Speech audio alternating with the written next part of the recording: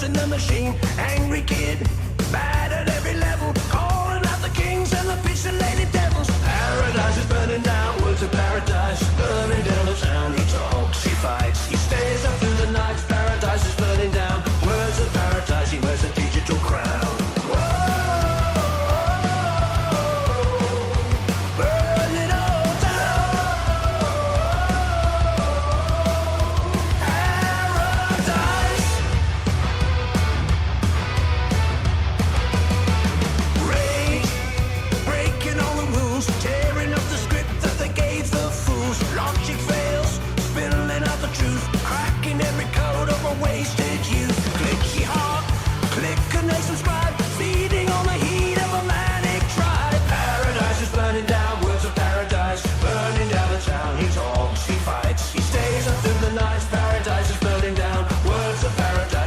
Digital crown. Burn it all down. Paradise. No more monsters, no more lies, no more games. Underneath the hollow skies, one man army against the flood, spilling out the data like it's fresh blue blood.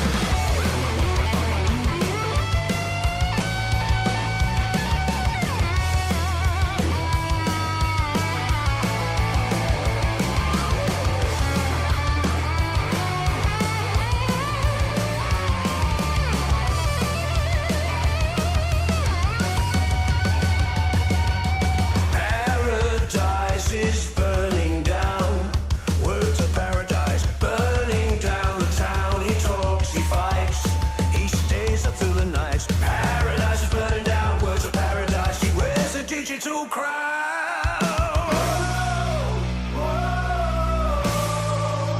Burn it all down. Paradise.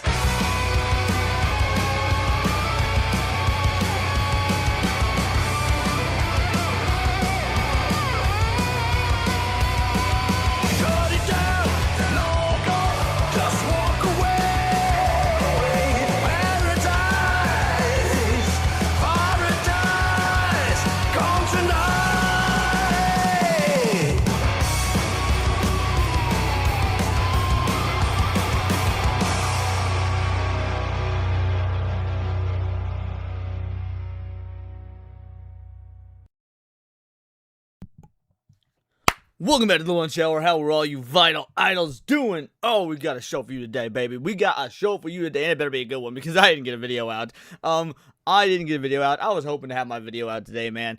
I'm working on, y'all responded so well. Those highly edited videos, the Resident Evil 9 one, the Sonic the Hedgehog one. So I was like, I gotta do more of those. So I started working on one. Stayed up all night Monday writing the script. Didn't have to do Tinfoil Haters Tuesday, which almost got canceled because of it. I was telling you all this yesterday, so I was spending yesterday editing. I passed out at my damn desk practically at 1 a.m. editing, so I woke up at 6 a.m. today, started editing, didn't stop till about an hour ago, but I was not able to get it out, unfortunately. Was not able to get it out, so it is what it is. Hopefully tomorrow. I was hoping today because Cindy knows what it's about and she wanted to react to it. I was like, oh, fuck yes. Cindy doing a reaction to my video makes me feel so good. But lo and behold, so it's got to be a good show today is the point I'm getting at. Because if you guys didn't get a video, you better get a banger show. Who we got in here? Who we got up in this bitch? 43 of you already. 43 of you already. We got Jack SG22 is here. Gal Carrymon, shout out. Matt Stanford is here.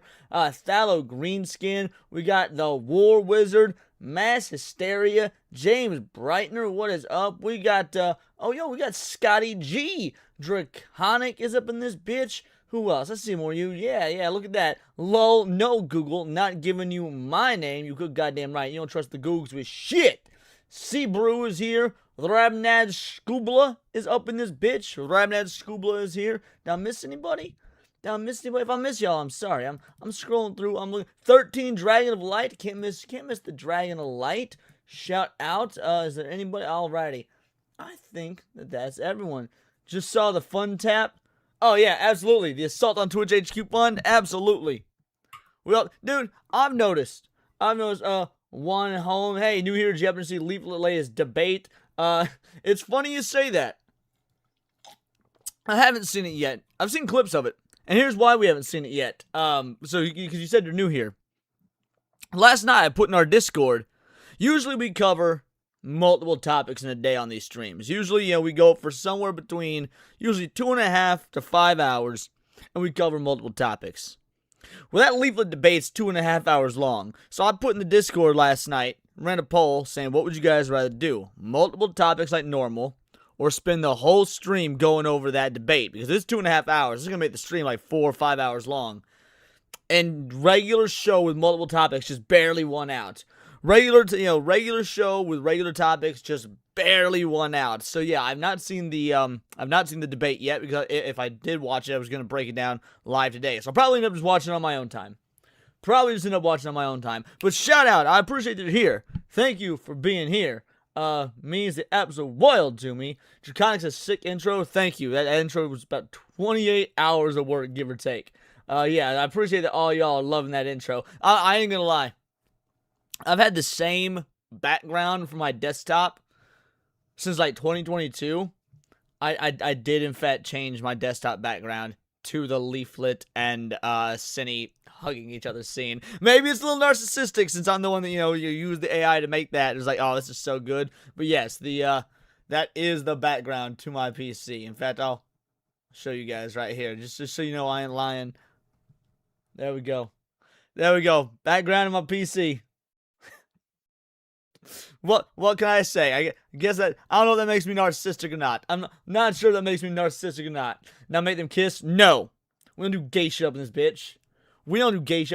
Yo, what up, Abomination AJ? I feel like it's been ages. How you doing, AJ? I miss you, homie. How you doing? Familiar with Fate and Mia's famous quote? That's one of the quotes I saw, or one of the clips I saw, was her being like, but people die when they're killed. The fact that she was able to work that in, dude, I lost my shit. That was so funny. 2.5 hours of Leaflet's voice sounds like torture. Nah, Leaflet got an adorable voice. Man, very first time Leaflet ever watched one of my streams. The very first time Leaflet ever watched one of my streams. Like, halfway through the stream, I was jokingly making fun of her voice. And then near the end of the stream, she sends a message. And I was like, holy fuck, Leaflet's here. And Leaflet had, at least to my knowledge, never been in one of my streams before.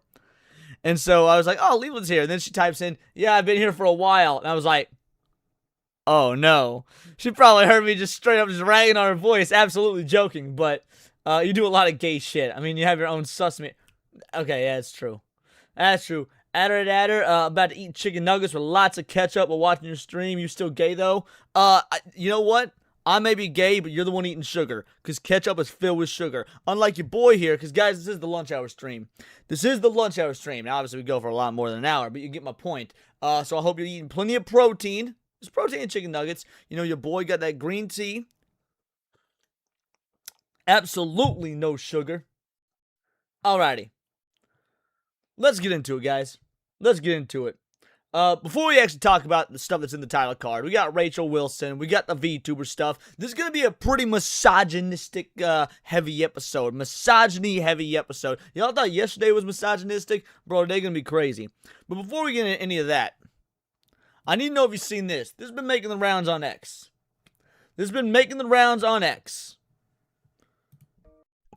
Alright, so we're at 1,500 calories.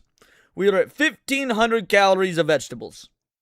Now, y'all know that I am, of course, a carnivore dieting individual.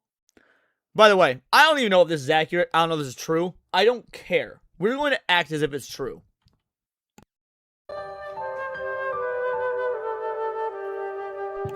And this right here, baby, bingo, bango, bongo. This is why your boy's on the carnivore diet. Now, to be fair, you don't be eating no KFC on the carnivore diet. That shit it's got lots of carbs, probably lots of sugar. That's terrible for you. But the general idea makes sense. You ain't gonna lose no goddamn weight.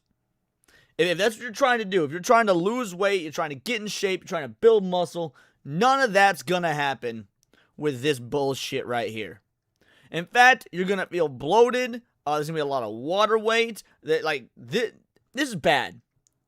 This is bad. Eat meat. Again, don't eat KFC.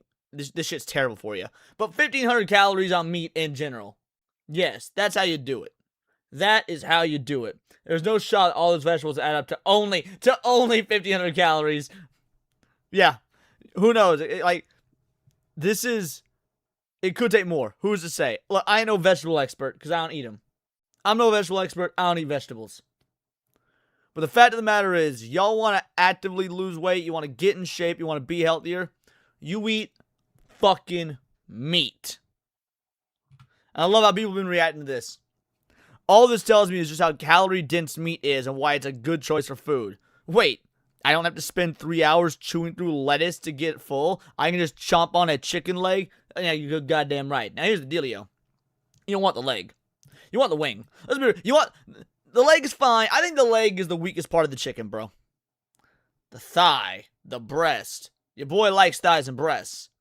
The wing is the best. The wing is the best part. Celestium says there's no steak on these plates. Exactly. That's a problem. That's a problem. No steak, no dice. Extra crispy, no regular. Don't forget the mashed taters. Bro, people going in. I really don't give a fuck. Pass me that damn bucket. Even the people with fucking Palestine flags in their bio, dude. Even these Palestine, like supporting losers going with the bucket. How you gonna... You making me agree with somebody that got a Palestine flag in their bio because they're like, yeah, pass me that bucket. That's crazy. Powerful. This is the best commercial for KFC that I've ever seen. It is Tugboat Phil. I agree. Best commercial for KFC ever seen. I would still go to the fried chicken. I want people having uncontrollable flatulence and gut pain. Gut pain being the key here. You will absolutely get gut pain from all this. Correct. Absolutely correct. 1,500 calories of the grass versus 1,500 calories of protein-rich food that actually tastes good. So I just want to show that off. Like I said, it's been trending on X, and I thought, what a great way to start the stream. To show y'all how a real fucking American should eat. I eat my husband's meat. Mass hysteria, I really hope you're a girl. Because everyone on the internet's a dude until proven otherwise. So I really hope that you're a girl with a fucking statement like that. Give me the bucket, give me the bucket. Yeah, finger looking good. Bucket of finger looking chicken. What do you mean, bruh? I was reading the chat. I have fried chicken for dinner, but it wasn't KFC. If fried chicken's good, you just can't eat it all the time. A lot of breading. That breading ain't healthy. A lot of carbs in that shit. Master Sarah says, nah, I'm a large black dude. Gross. I don't mind eating fried chicken. Alrighty, guys. Let's start getting misogynistic. Y'all see the title. Y'all see the title of today's stream. Female VTubers are making us more misogynistic. No. It's because of shit like this. Bro, Amalgamite, how to increase your misogyny power level. First of all, I don't need any advice on how to do that. I don't need any advice on how to increase my misogyny power level. Y'all heard me yesterday. Y'all heard me talking some mad shit, even about women that are in the same space as me, right? Talking mad shit on Vera Dark. Again, I like Vera. Just don't find her entertaining. I like her. She's a nice gal. We going all in. Let's increase our misogyny power levels together, chat. Let's increase our misogyny power levels together. Let's get this party started. More reasons to bash women. I'm not going to complain about that. Discourse on Misogyny by Yukio Mishima. Oh, you know it's going to be that good misogyny, too. This guy, this is a primo. This is an Asian dude. Yo, do you guys know how Asians are probably the best at being misogynistic? I don't know. Trailer park white dudes are pretty good at it, too. I kind of want to see who would win the misogyny Olympics. Trailer park white dudes versus disciplined Asians. The point is, we know this is going to be peak misogyny because it's coming from an Asian. 1954. Translated by Masaki at masakijinzaburo.substack.com. Narrated by an artificial intelligence based on the voice of Orson Welles. Produced by Parker Banks. Misogynist or woman hater is a fairly meaningful and honorable title. Yes! Guys, we are 26 seconds in. 26 seconds. And we just heard the phrase, misogynist or a woman hater is an honorable title. Bro, let's go. I generally think that people like Strindberg are the leading misogynists. Such people repeatedly meet a terrible fate with women, but are unable to fully abandon their fixation with them. So when they once again approach them, they once again meet a terrible fate. And as their hatred combined with their love increase 100-fold, they extend their Hasliebe for individual women to women in general. I want y'all to think about the fact that when you're playing a Legend of Zelda game, remember the Legend of Zelda was made by the Japs. There is a non-zero chance that it was made by someone who just fucking hates women. Let's go. The misogynist comes to transcend an intuitive standpoint to adopt a purely philosophical one, and his worldview is thoroughly tinted with the hue of misogyny. Such people are truly worthy of the title of misogynist. It would be presumptuous of me to... Truly worthy of the title. That is some anime-ass way to say it, dude. Anime-ass way to say it. It's like Vegeta when he first sees Goku going Super Saiyan. He's all like, yes, you know, he's earned it. He is the Super Saiyan. He is the man of legend. He is worthy of the honor of the title of misogynist. Makes me feel like a lord. call myself by such a title, which is why I have never called Amal myself... should have Zelda, should have her on. I feel like her and I have messaged a little bit. I'll see about getting back in touch with her. I feel like her and I have messaged a little bit. ...of such. However, the kindly public has recognized me as such, so I have been forced to write such a manuscript. At which point, yet another kind friend rushed to advise me that I must not write such a manuscript. He says that... You notice the word he just said? A manuscript? Notice how I didn't say a what manuscript? Said a manuscript. That's peak misogyny, boys. That's peak fucking misogyny. ...my novels will not sell. Even I know that the majority of novel readers are ladies. As Okay, I disagree. This would be absolute fucking fire. Holy shit, a minute and 20 seconds in, and it's just absolute fucking gym rolled here. I feel bad for men. Women are so evil. Correct. Feel bad for us. Women are just like naturally evil, and yet they're attracted to women and have to reproduce with them. But Thibaudet... She gets it, guys. Maybe you're right. Maybe we should have Amalgamite on. She raided into the stream yesterday. She raids into us now and again. If she's still streaming when we're done, we'll raid her. But damn. What a woman. It says, the novel was born of the woman's sitting room. The novel is like man born in the woman's room and is the genre that will one day become king. But in the present, when the genre of the novel has more than halfway collapsed, there is surely yet room to doubt whether the novel is for women. Even having received such counsel, I have to write the truth.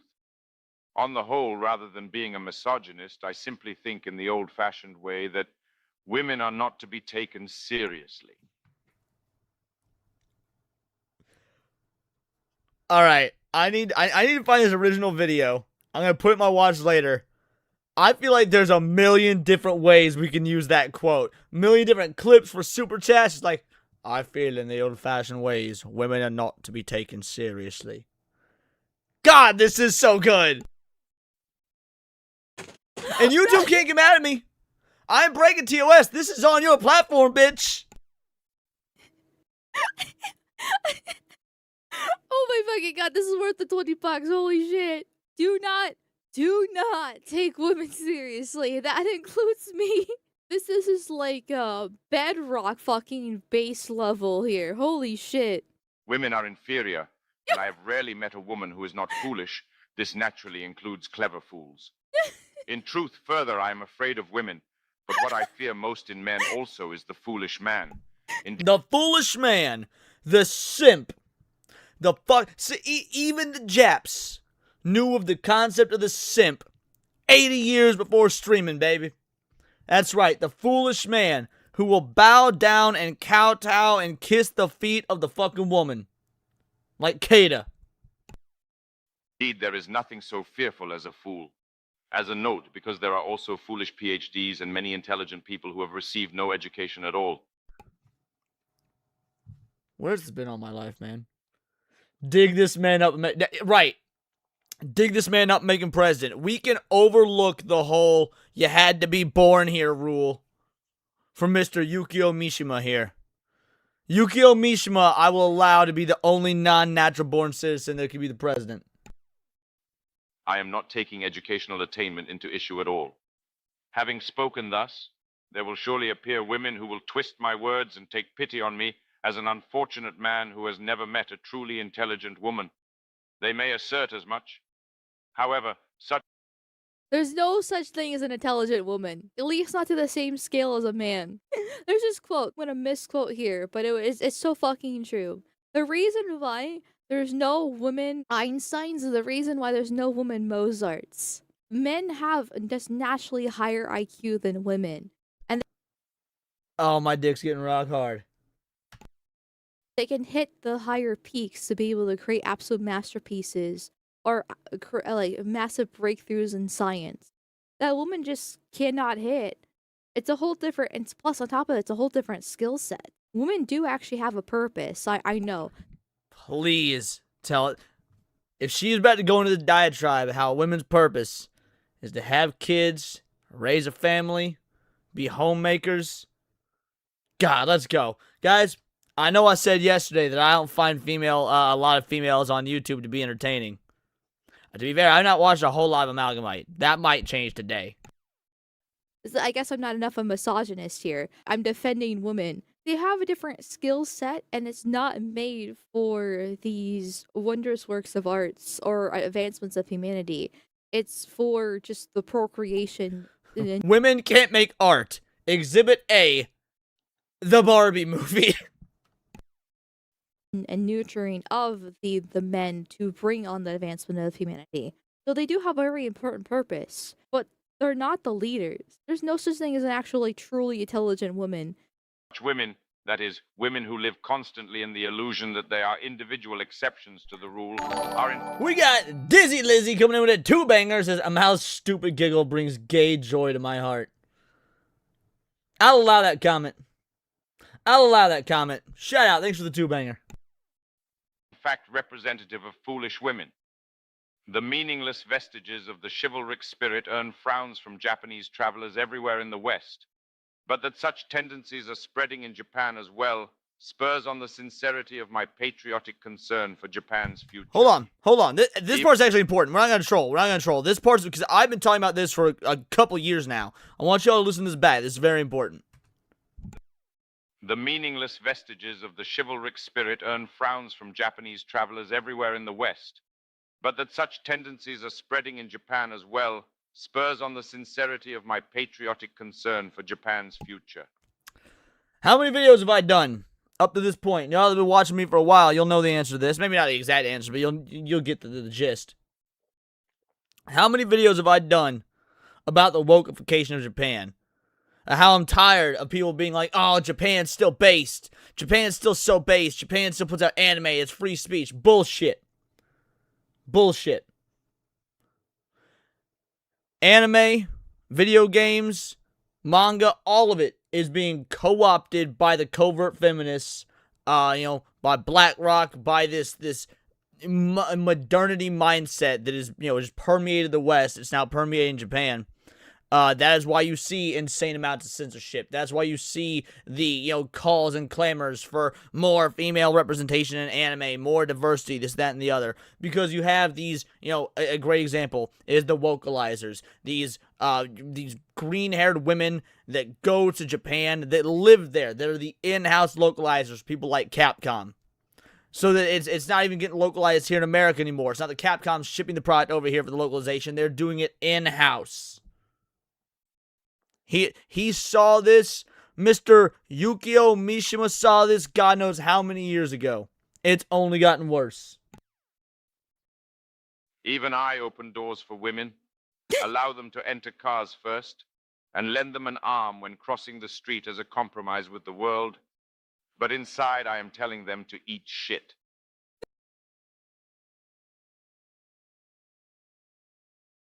In general, even going by average life expectancy, women necessarily live longer than men.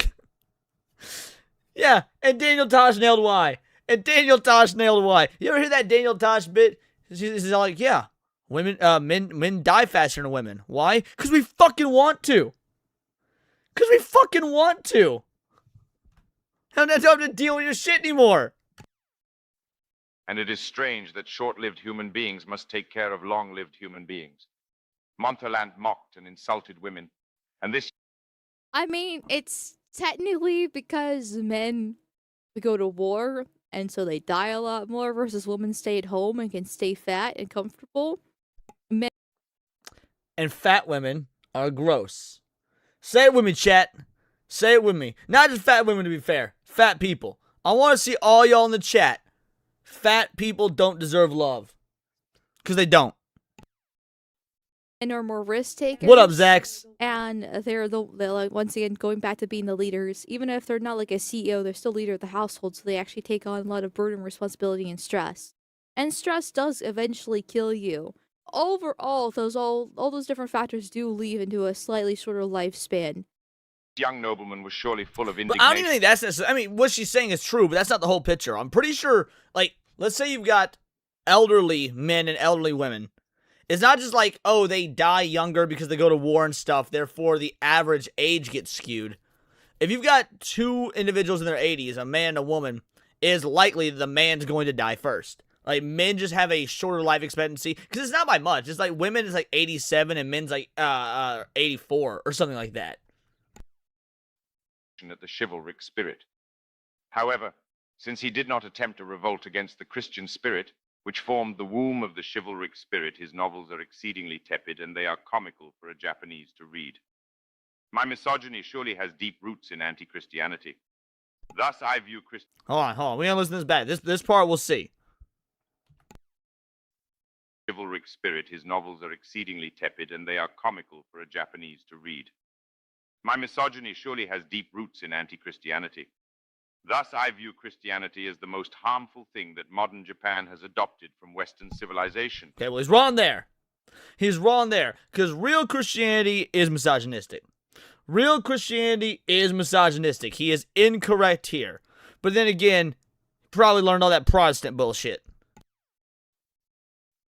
Women have Oh, that's gonna be some spice for chat. I can see his point. Don't flame me, chat. Christianity is essential to Western civilization. Christianity is essential to the world civilization, not Western, to the world. No, notice go to places that don't have Christianity, like fucking Zimbabwe. Yeah, Zimbabwe, I don't think they have two-story buildings there. I'm pretty sure Zimbabwe has not invented the escalator. You need some Christianity, but you need that good old-fashioned Christianity. You need that Sean Connery-style Christianity. Has led to a lot of scientific advancements as well as philosophical advancements through a mix of breeding between philosophy and religion. We have definitely brought a more egalitarian outlook, so much so that the religion itself has been perverted. Proverbs 25:24, better to live on the corner of the roof than to share a house with a quarrelsome wife. Where, you must love thy neighbor, even though he's a third world 46 average IQ Liberian. A lot of it can be pinned back to Christianity just because it's Western, it's a Western religion, and it does go hand in hand with our philosophy.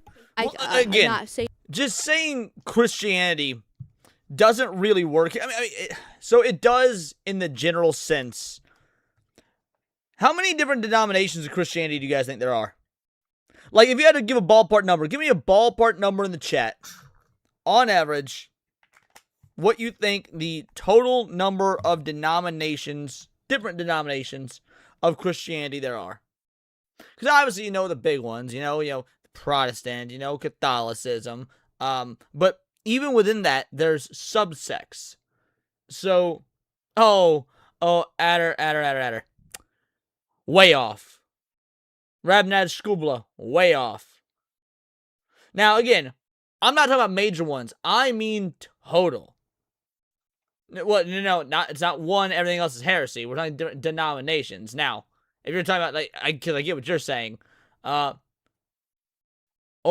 4,500 Over 4,500. Now, obviously, the vast majority of them are bullshit cults, but that's not the point. So when you got a Japanese man coming in saying Christianity is wrong, Christianity is is a blight on the misogynist, not real good Christianity. Not real good. Nah. Again, you don't want that Protestant bullshit. And also, to be fair, the Japanese didn't understand Christianity all too well. The Japanese didn't understand Christianity all too well. Back when I was in high school and I was taking Japanese, and I had my just fucking hot as hell Japanese sensei. Shout out Kazumi sensei. 25-year-old fresh out the boat Japanese woman teaching a bunch of horny high schoolers how to speak Japanese, speak the anime language. God, what a time to be alive. She was telling us the story about a certain Christmas ornaments you can buy in Japan and how they originated.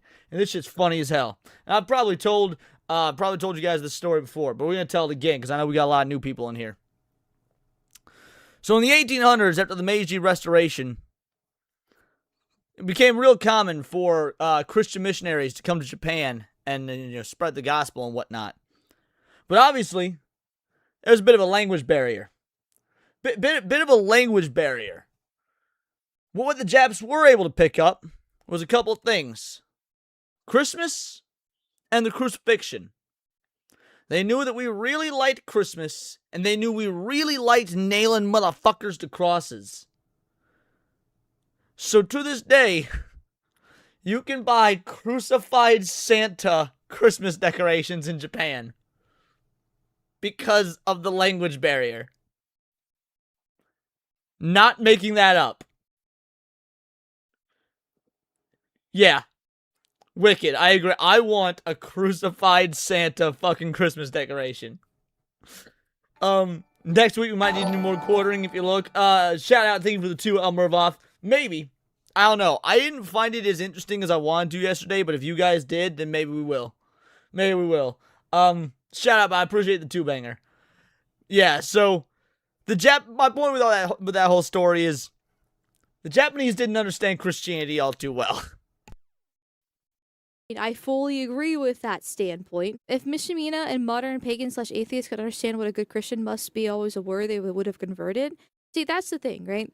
Because Christianity, if you go actually back to Christianity's roots, or you don't even have to go that far, Christianity is actually a pretty strong faith. Of course it's a strong faith. It's the only one that fucking matters.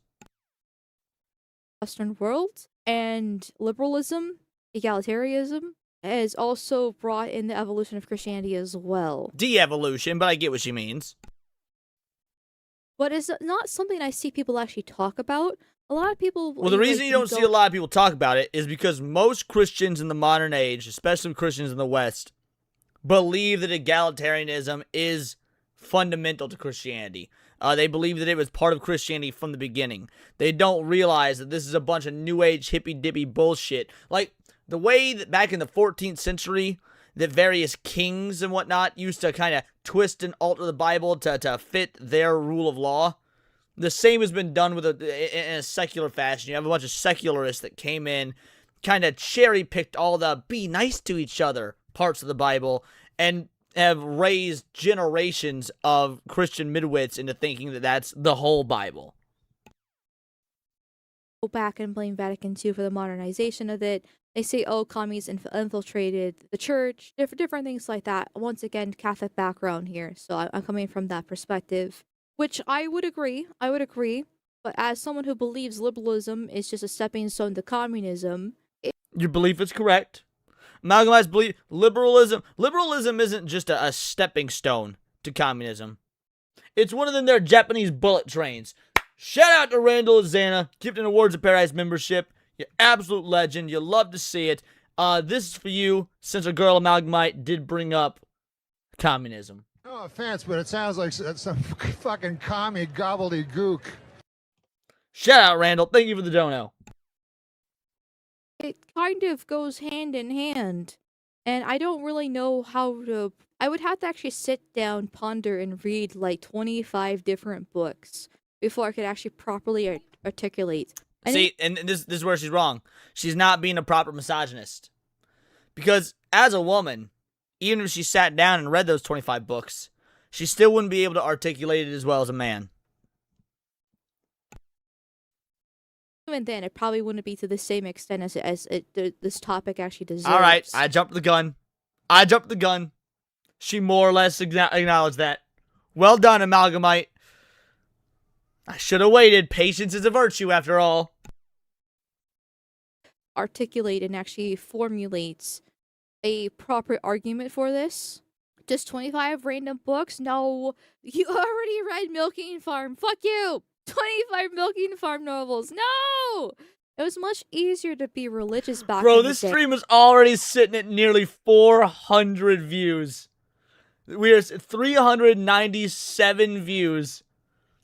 Y'all motherfuckers really love you some misogyny, and that's based as fuck. Let's go. Because you didn't have the means to explain why things happen. The sun rose because the sun god made the sun rise. Didn't realize that the earth turns and we're part of the solar system. The condensation in the atmosphere and the formation of clouds and different things like that. It's not because the rain god, or if you want to be a Christian, one specific god made it happen. Now, with the modernization of faith, it'd be like, okay, well, God's the one who made that science happen in the first place, so it still is God. To a lot of normies, that's just more grasping at straws. So what she's describing here, and frankly not doing it well, but it's actually pretty decently advanced level, theology. She's describing the naturalist versus the theologist. The naturalists will often claim that they are an atheist. The naturalist is a liar. They don't understand their own philosophy. They believe that they are an atheist, that there is no God, that only what exists within the natural world. But if you press their worldview hard enough, eventually, and there's a really good debate between Dr. William Lane Craig and Dr. James Shook, William Lane Craig being the theological Christian apologist and Shook being the naturalist. And they were having this debate, and Shook branded himself an atheist. And the more the debate goes on, you get back to cosmogony, which is the study of the earliest points of origin of the universe. We're talking moments after the Big Bang or whatever, the formation of the universe. We'll use the Big Bang model. And you've got this old phrase, ex nihilo nihil fit, which is, from nothing, nothing comes. Something can't come from nothing, basically. So there had to be a catalyst. There had to be something to spark the Big Bang, right? And that, by the Christian worldview, that's God. God exists outside space-time, therefore he creates space-time, therefore everything within space-time is the natural world, but that's still all from the creation of God.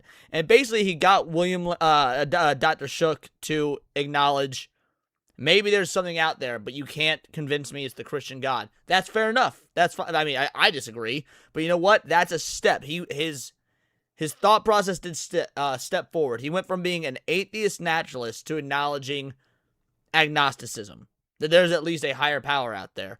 And that's, in my opinion, that is a step forward. It's harder to really defend that without having, true faith. No connection to the abstract spirit. In music and architecture, nothing decent has come of women's hands, and they always sully. In music and architecture, nothing decent's come from a woman's hands. Architecture, maybe so. I'm trying to think. I'm a big fan of No Doubt. I like No Doubt. But even that band has, one woman and 3 dudes. It's not just Gwen Stefani making the tunes. Transparent abstract structures with a sticky sensibility. An absence of organizational ability, an excessive sensibility, trivialism, a meaningless specificity, and a low-grade realism. These are all womanly flaws. And in the arts, a womanly style is unproblematically bad style. I cannot but curse the literary history of Japan, which has continued endlessly with damp sensibility. Although abstraction is in one aspect the ability to know moderation and restraint, because women lack these things, even masculine women like George Sand write and are proud of unreadable, tedious works without beginning or end. I love Nogaku most among Japanese arts, but its principle of restraint is entirely due to the invention of men. Hearing recent... And that is something that is unequivocally true. I don't know about the Japanese aspect specifically. I'm no fucking Japanese scholar or nothing. But restraint is a tool of the man. Restraint is a practice of the male. Absolutely. How many of y'all know women that show restraint? Not me. I never once cracked a beer bottle, and turned it into shards of glass and put it to a woman's throat, but I had an ex-girlfriend that did that to me. Recently, that there are schools that allow women to enter the stage of Nogaku, I am astounded by their lack of principle. My hatred of romanticism comes entirely from my hatred of women. Tearful works, sob stories, heartbreak suicides, the pushing of solitude. Such things all flatter women No, and are not the Cindy. degradation of art. Cindy doesn't know restraint. She's better at it than most other women. But even Cindy don't know restraint very well. I love her to death, absolutely. Cindy, my girl. Best friend in the world. But even she don't know fucking restraint. Not as well as a dude. Not as well as a well-trained male. In fact, the degradation of art stems entirely Hey, these are from the follow over on advancement Kid of Draconic. women in society. When women complain about something, male artists with no backbone have always compromised and submitted Not to just them. artists. Politicians. Husbands. Fathers. Pretty much anyone in control. Yeah, capitulate to the women complaining. Absolutely. That feminist France delayed granting women the franchise for so long is because France knew what art is. I wish we would tie women MDs and such like together with rope and throw them into Tokyo Bay. Bro just out here wanting to Red Dead Redemption the suffragettes in Japan, bro. Who is this legend? Base with disavow. I wonder what his opinion is on the theory that the men are the romantic sex, which is a theory that We I are. subscribe to. Men are the more I- romantic sex. But there's a difference in the way women view romance and men view romance. And that's... Men can be the more romantic sex, and you can still hate the concept of romanticism, which is what he was referring to. Because when you're talking about romanticism, that is oftentimes written from the point of view of women. Dudes, on the other hand, they have to be the more romantic sex. Like, by biological necessity, men have to be the more romantic sex, because women control that playing field. Women control the playing field of who their mate is going to be, who they're going to give birth, whose children they're going to give birth to, who the next generation is going to be raised. Like, that is all within the power. By the way, that's what makes women powerful. While this is the misogyny special episode of the lunch hour, women ain't without power. It's just a different kind of power, and it's a power that still needs to be subservient to men. But yes, men, by biological necessity, have to be the more romantic sex so that they can secure that mate, that eventual child, that fatherhood, all of that. Do you think men are the romantic sex? Like all the love songs, all the poetry, all the novels, because women didn't actually My write favorite anything song for of the all longest- time is a love song. Guess what? Written by a man. Favorite song of all time. I'm not saying it's the best, because the best song of all time is American Pie by Don McLean. American Pie by Don McLean is the most brilliant song ever written. If YouTube weren't so goddamn gay about copyright, we could probably do a 5-hour stream just breaking down that song and all the layers to it, from the lyrics, the instrumentals, American Pie by Don McLean. If you guys haven't listened to it in a while, everyone knows the chorus, bye bye Miss American Pie. Listen to the full song. Genuinely most brilliant song ever written. But my favorite song is a love song. Iris by the Goo Goo Dolls. Iris by the Goo Goo Dolls. Greatest love song ever written. One of the greatest love songs ever written. My favorite love song ever written. My favorite song ever written. Yeah. Men are better at all this shit. time, all the stories in general, not just the written ones, but also the oral throughout time. Yeah. Women being good at the oral is something a little bit different. The amount of things that have occurred just on behalf of women, right? Like Helena Troy, right? The amount of wars that have started over Slide women. is not better than Iris War Wizard. Let me explain to you why. I love Slide. That whole album, by the way, Dizzy Up the Girl. Dizzy Up the Girl is a great fucking album. Like, start to finish, Dizzy Up the Girl is a banger album. But here's why Slide is not better. Slide is a relatively normally written song. Uses variations of the G chord, got some good riff to it. Iris, I've never seen another song written like it. Every single string on the guitar is tuned to B, with the exception of one, the high E still being the high E. And it's just this variation of the same chord with every string tuned to B. I have actually fucked up the neck of a guitar trying to tune it to that. How they came up with that is mind-blowing. It's a song that to this day I cannot play. Anytime you hear somebody playing that song, like doing a cover, they're doing it wrong. It is a stupidly unique song. Like, men are the romantic sex, but it's also their Achilles heel. Women have too much power, man. As for women who show that Mr. Rich Lowe for a two-banger is Closer by 9 Inch Nails a love song. No.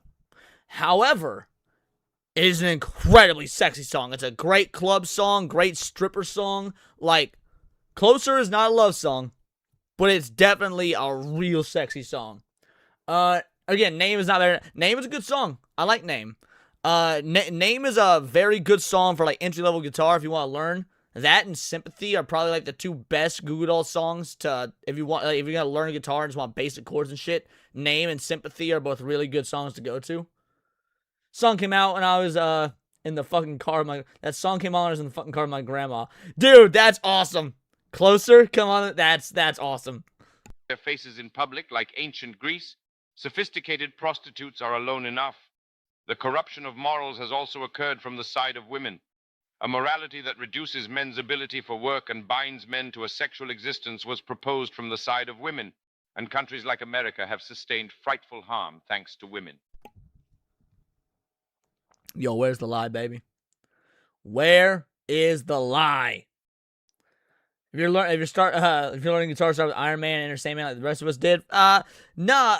When it comes to classic rock, first of all, I think most people at the time classic rock start with Smoke on the Water. Most start with Smoke on the Water. Enter Sandman, maybe. You might be right. I mean, I learned Enter Sandman pretty early. I think I may have learned one before Enter Sandman. I could be wrong, but I think I learned one before Enter Sandman. I do know the very first song I ever learned, like, to play all the way through.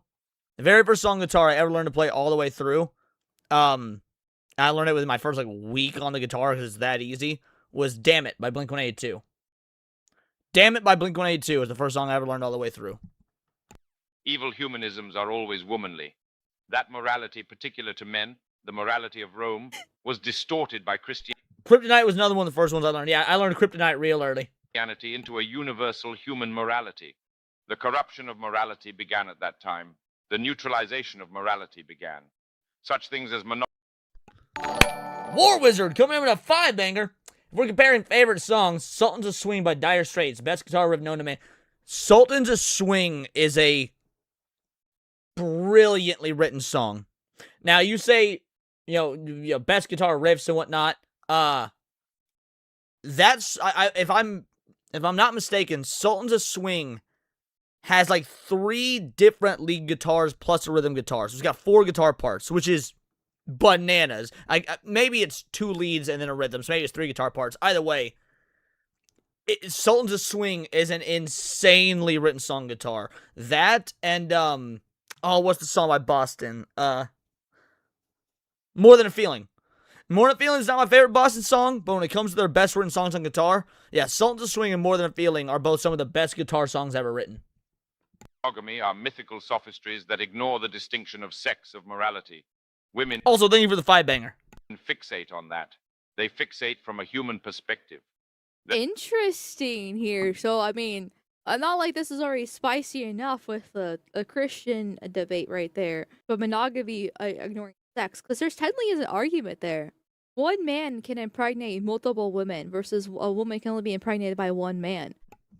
Yeah, but that's a net negative. Like, Sure, back in the day when we were in caves and whatnot, that was probably necessary. Because, you know, we had to stay the fuck alive. Had to keep propagating the species. But there's a reason that we've evolved to be monogamous. Like, our brain chemistry has evolved to be monogamous. And that is because, for one, trusting your tribe is absolutely necessary. Because we were not always the predator. You know, we were not always number one under the sun. There was a time when we were prey. So if you're going to be prey, trust in the tribe is you know, paramount. And you can't trust the tribe if you don't know who the children belong to. Biologically, there is an incentive for polygamy for a man to just impregnate as many women. Not anymore, there isn't.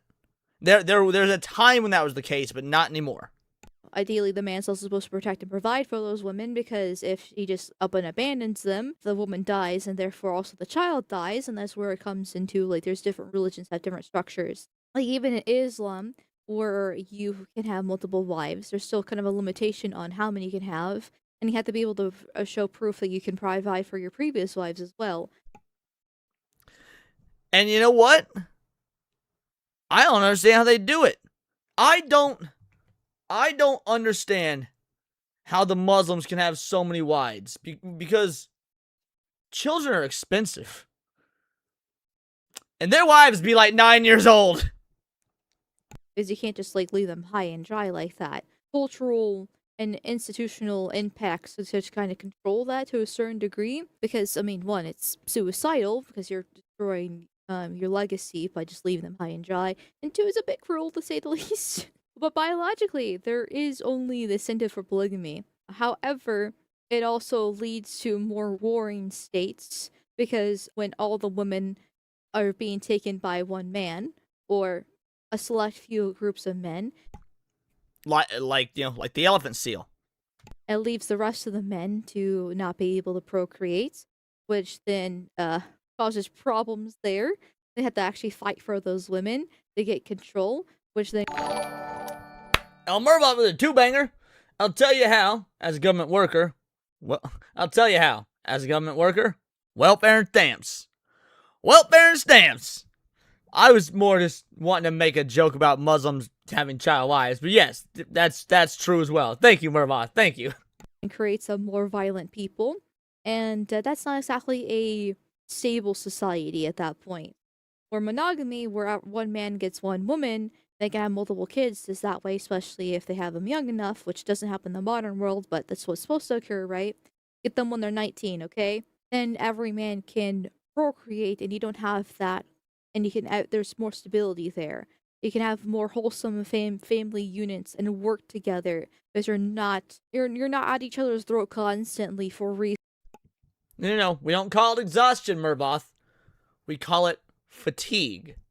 Sources for women, and then for actually providing for those multiple women. Actually, a huge part why Western society has been able to flourish, because we were one of the few areas of the world that actually practices monogamy.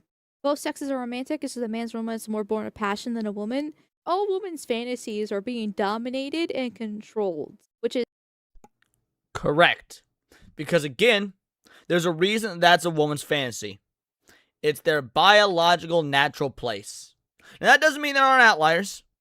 Obviously, the exception to the rule proves the rule. There are going to be women out there that do want to be the ones doing the dominating, but they have deviated from the norm.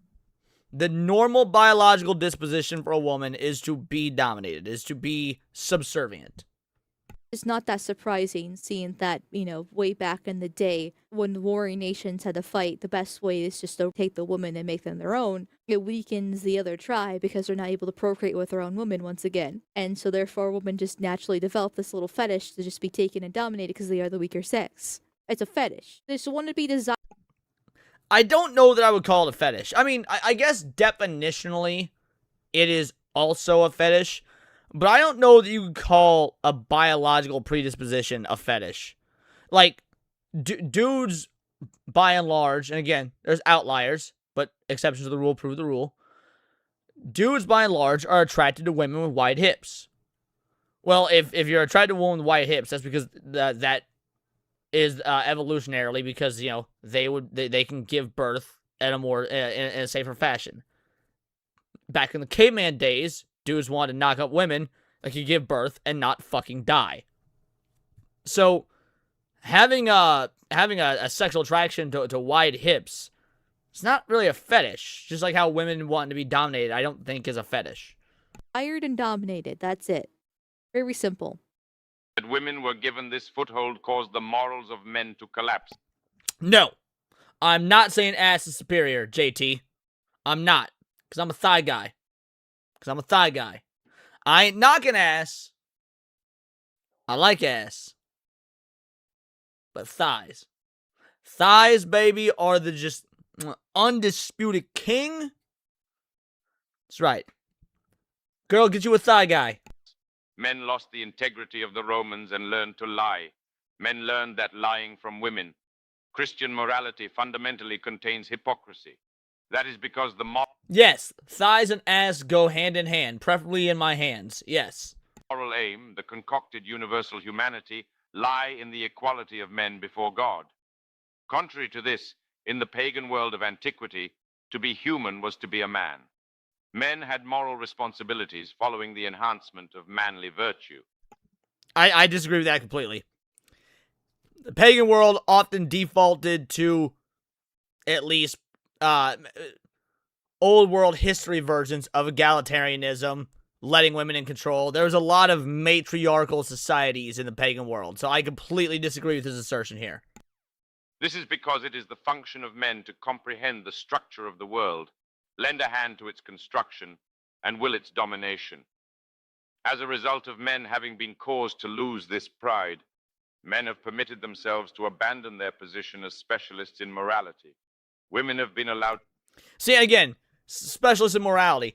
A lot of pagan religions cut motherfuckers' heads off as for human sacrifices so that the rain god made the crops grow. I don't particularly find that to be moral, but that's just me. to complain about and interfere in morality. And finally, I think that this has invited the moral collapse of today. Speaking from one side, men have escaped moral responsibility thanks to the advancement of women. The day that That part is true, though. That part is absolutely true. Okay, apparently there's a little bit of debate in chat over like what is. You're missing the point, okay? There's a difference. What was the bleeped word? What was the bleeped word there? thanks to the advancement of women. The day that Okay, apparently there's a little bit of debate in chat over like what is. You're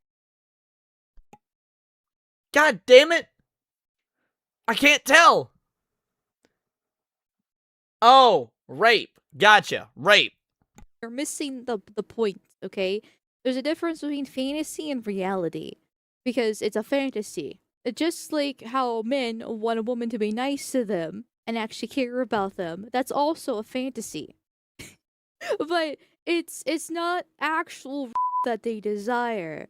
It's what represents in their mind. It's where a man completely loses control and of his like prohibitions, and he just takes the woman and just fucks her senseless. Maybe she's correct. So I think there's a difference between a rape fantasy and a fantasy about being like dominated, being subservient. One can lead to the other, but they're not quite the same. They're in the same ballpark. And he uses her as a toy and breeds her. It's what it means, but it's the consensual non-consent part when it comes to the fantasy. Whereas there's a woman like and what she desires is a man that's attractive as well to take her. that women themselves notice that just as there is only slight difference between sadism and masochism, so is there This is true. This is true. One of them is much more fun than the other, though. only slight difference. Gallantry toward women and misogyny is surely still distant. Women are fools, so they will likely not notice. I do not feel like fooling women, so I speak directly in the knowledge that I will thus be hated. Here's where I think his logic is wrong. Says he doesn't like fooling women, so he'll speak to them directly. Let me tell you, that really don't change much. They are still likely to be fooled. But so long as Because they will overcomplicate it themselves. women do not take notice of that truth, the victory of men who are devoted to deceit will surely continue for some time. To take pride in the use of deceit is shameful as a man, and these methods are naturally a misuse of the methods of women. It's the desire of being desired so much the man has no control over the lust she has caused him. No, I think you're entirely incorrect. It is not about being desired. It's a biological predisposition to not be in charge.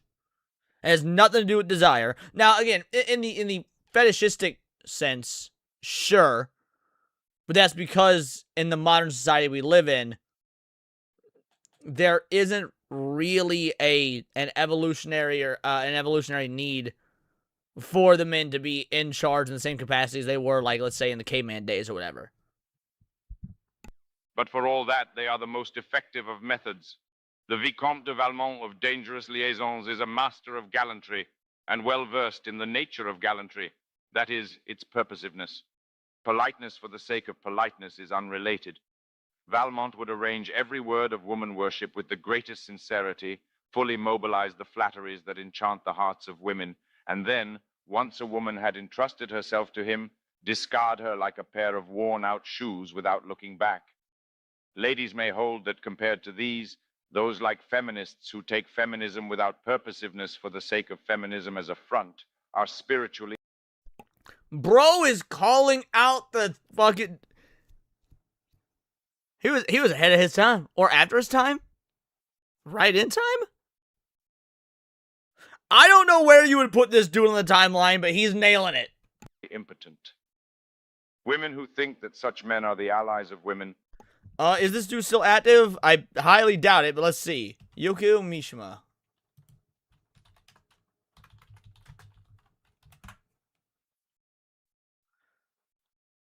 No, he was born in 1925 and he died in 1970. Certainly not still active, but yes, he is timeless.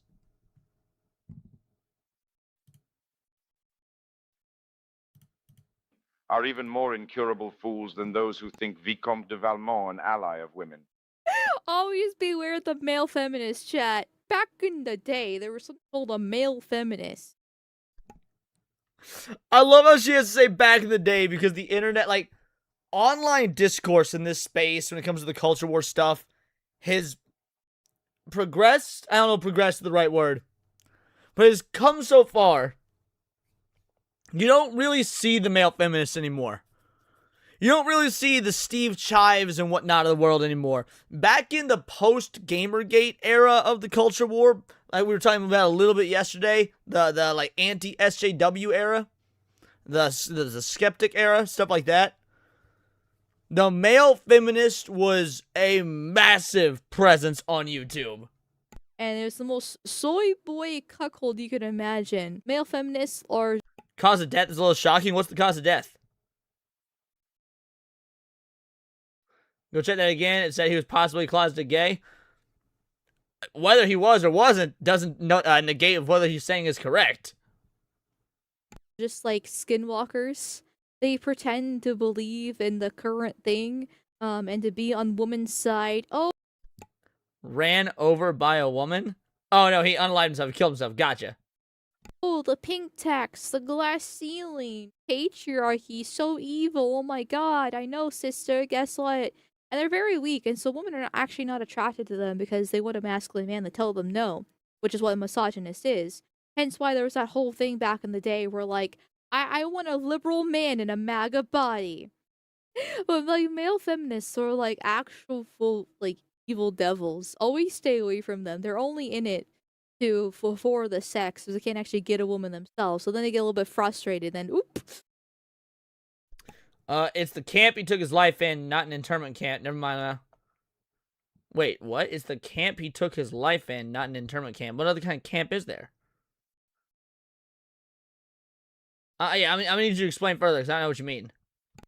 You get a little bit, you got touched the wrong way, didn't you? The greatest contempt for women is contained within the nature of male desire. Women who find fault with the contempt and so on of misogyny are innocent. Yeah, military encampment, like as a soldier. Okay, so. Oh, he was a soldier in said camp and he committed seppuku? Damn. That's kind of fucking gnarly, ain't gonna lie. To that. This is something that anyone who is a man will have memory of, but the fact that, despite in their childhood years being troubled by the maliciousness, dishonesty, and selfishness of women, and knowing that there is no animal as unpleasant as woman, their eyes are... Yeah, even in the animal kingdom, how often do fucking women murder the male? Or eat their own babies? Like, isn't that a thing? Don't, like, sharks eat their own babies? Maybe that's the male sharks that do that. I don't know. Black widows murder dudes. Praying mantises murder dudes. That shit's common. Mice do it? Yeah, mice do it. Seahorses are whack, dude.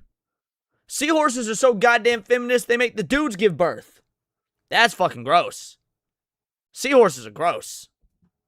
Completely blinded by lust from time of their sexual awakening, when they later marry and once again discover the maliciousness, dishonesty, and selfishness of women. They mistake it for a great discovery. Hyenas are worse? I wouldn't be surprised. Whoopi Goldberg played a hyena, so I wouldn't be surprised at all. Whoopi Goldberg played a hyena, therefore hyenas are bad. That they have made for the first time in their lives, because they have completely forgotten their previous memories, seems to me to be pointless trouble. Animals mostly deal with this more effectively. I wish human beings as well had a more proper mating period. I believe that generally women are low class. He tried to attempt a coup. Damn. And men are high class, because I think that men created culture by focusing the energies left over from the reproductive function. Ants marry in the air, and after mating the male, who has fulfilled his role, immediately falls. If the essential role of the male were in reproduction, then it would have been better for men, imitating the ants, to die immediately after the first copulation. Omni animal post coitum trist. All animals are sad after copulation. This surely is the remaining... Not dolphins. Dolphins are pretty fucking happy afterwards, but by and large, he's correct. ...of the feeling of powerlessness and the traces of the premonition of death. But generally it is the norm that this sadness is little in women And you know what? I'm pretty sure when it comes to salmon, pretty sure salmon both die after sex. So salmon are like the most egalitarian of the animal kingdom. Ducks too? I don't know. Ducks are rapey, bro. Ducks are rapey. They got corkscrew penises, and the women have like the female ducks have like really fucked up that one body part that I don't remember the name of. And intense in men. And human culture was born of the excess of these emotions, of this sadness, of this feeling of powerlessness and premonition of death. Consequently... No, not cloaca. It's further in than the cloaca. Okay, I might be a little bit too pea-brained to understand this, but in the human, sex feels good, and then in the end, you're just tired. Like men are just tired. It's not sadness, although I guess you could see. I guess it. He is in a weakened state. He's easy prey. It kind of is like death then, in its own way. He's tired, he's weak, easy target overall. So he might not be dead. I wouldn't call it sadness, though. Usually it's actually a good feeling, but regardless, it is weakness. Like, it's a good feeling if you did it right. what do you mean sadness? It feels good. It's a nice relief. Lots of guys are, like, happier afterwards. Now, I get what he's saying. Afterwards, a lot of time, it's kind of an empty feeling, sometimes tinged with regret. I don't know. I'm not a man, so I don't know how it feels after I impregnate a woman. There are many men that have one-night stands with a hand beast and immediately regret it. I mean... And I reiterate, people. I know we got a lot of dudes in chat here. 129 people watching, and considering I have a 3.5% female audience, most of you guys watching are dudes. So I will reiterate. Don't fuck a fatty. Fat people in general don't deserve love. Don't fuck fat bitches. It's gross. Do better. Yes, but then again, men usually don't have one night stands anymore. Maybe back like 20 years ago, but I don't like that kind of culture. I think we should get rid of it. I think we should get rid of birth control. And women should be less sluts, and men should not be making sluts either. Not just the arts. Men should not be making sluts. Agreed. So dads, stay in the fucking home. Don't be going out for no milk and cigarettes. Black dudes in the chat, I'm talking to you. But culture itself is naturally a luxury, because therein lies the basis of the consciousness of the artist as superfluous. To worry that one is superfluous is as good as worrying that one is a human being. Men are left alone.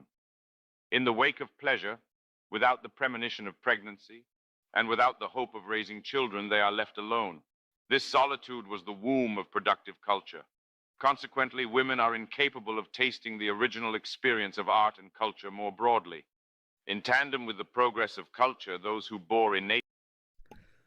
So, Wani no name? No May? I have no idea how to pronounce your name, but Wani over here also makes a good point for the broads. Broads don't be going crazy, and there won't be a reason for a dude to go out and get the milk or the cigarettes. This is true. It's true. It's a give and take thing. Dudes don't leave your women, but broads don't go fucking psycho. This consciousness of solitude are born as artists and become specialists in Oh, what up? Amalgamite's in here. Shout out, girly. Having a good time with your video. art. When I meet women aspiring artists, particularly actresses and singers, I cannot but rack my brain over why they do not notice that in women, genius is theoretically impossible. In all aspects, women do not know woman. They end up having to be taught everything about themselves by men. True! And this is the exact reason that broads can't be friends with other broads. Not real friends, at least. You know how many female friends my other female friends have? None to my knowledge. They got colleagues, they got peers, they got coworkers, and you got some friends that can, like females, that can be friendly with each other. But who is you gonna talk to at 2 a.m. when shit goes south? These women are calling dudes at 2 a.m. when shit goes south. Not other women. Yes. There are many men who have a taste for teaching, so they get along somehow. But like someone who... Oh my, okay. I might be going past this point here for a second, but the epidemic of female teachers needs to be addressed. We talking about the same epidemic I'm thinking of? We need to stop having female teachers. There's just like, between, I know it's because of women being in the workforce, and then they naturally drift to more nurturing roles like nursing and teaching because you're interacting with kids, you're helping people out, that kind of... Yeah, but that doesn't do good shit for kids. Like, psychologically, this is true. Women get in these roles more because they have more of a, again, emotional predisposition towards it. But that doesn't mean they're actually good at it. That's why we have a bunch of soft motherfucking kids that grow up to be soft dudes. You need first of all, you need a bunch of male teachers, and you need them to be hard asses. You need them to be hard asses. Deal without having the physical labor to go about it. But it still needs to stop because women are not good teachers when it comes to structure and handling multiple different kids. They're meant to be handling Correct. their own kids at home. Being a homemaker and being the point of authority with your own kids and homeschooling them is the correct way because your kids are supposed to respect you and you respect them and love them because they're their own kids. Other kids don't really listen well, and women can't handle... Now, I also think there's something to be said about the fact that this is not inherently a female problem. As much as we love blaming women, and as much as this is the misogyny special episode, this isn't inherently a female problem. The school system as we know it, even if we had dudes in there doing the teaching, it'd be better, but it wouldn't be good because it is, it's based off, our specific school structure is based off I believe it's the Prussian military structure. I mean, it's the Prussian prison structure. Point is, it's fundamentally made to teach people to follow orders. In one respect, that's good because, you know, the majority of people need to learn how to follow orders. Most people ain't going to be a fucking leader. But by the same token, it doesn't do a whole lot to advance critical thinking. This is an outdated method from, like, the 1800s that absolutely needs to change. Stress as well either. And so having them be in a building for 8 hours a day, handling a bunch of different wily for kids with all different backgrounds and demographics, leads to all sorts of different problems, and they're not actually fit for that role. They're fit to take care of their own kids, which goes back to the whole aspect of daycare in general is insane because you, the woman, are giving up your kid to be raised by another woman so you can go work a job, but that the whole reason why the woman's at daycare is because that's her job. This is something that's never made any fucking sense to me. I crunched the numbers on this back when I was with my first wife, because it didn't make any goddamn sense. All the money that she made from her job, more or less, what, you have an extra $200 left over or whatnot. Point is, it's an irrelevant number. It's a minuscule number. Because the vast majority of it was going to the daycare. Like, I'm paying the rent, the electric, all the bills and whatnot. And the rest of her money was going to the daycare stuff. It's like, well, maybe it just didn't work. There wouldn't be a need for that. Like, it didn't make any logistical fucking sense. Like, you just stay at home and raise your own? It's a ridiculous concept. I mean, you actually have men are much better with structure and stability, which is why fathered homes are so important. Single motherhood is such an epidemic in itself. It causes so many issues psychologically with the kids. Wait, works best for white boys. What works best for white boys? Best for white boys, not non-white, not nons and women. I'm gonna need you to elaborate. They need that stability, and having male teachers is important. It's like the stance of the whole everything a woman says was originally stated by a man. 100%. Everything that I'm saying. The outdated school structure. I would actually say it's at its worst for white boys, because it's, I mean, at least here in the West, as the dominant race and the ones that should be in control and the ones that should be in power, having the dominant race and the dominant gender be the ones that are being made docile is the worst for them. And right now is because I listen to men. I've been married twice. Adder. Yeah, I've been married twice.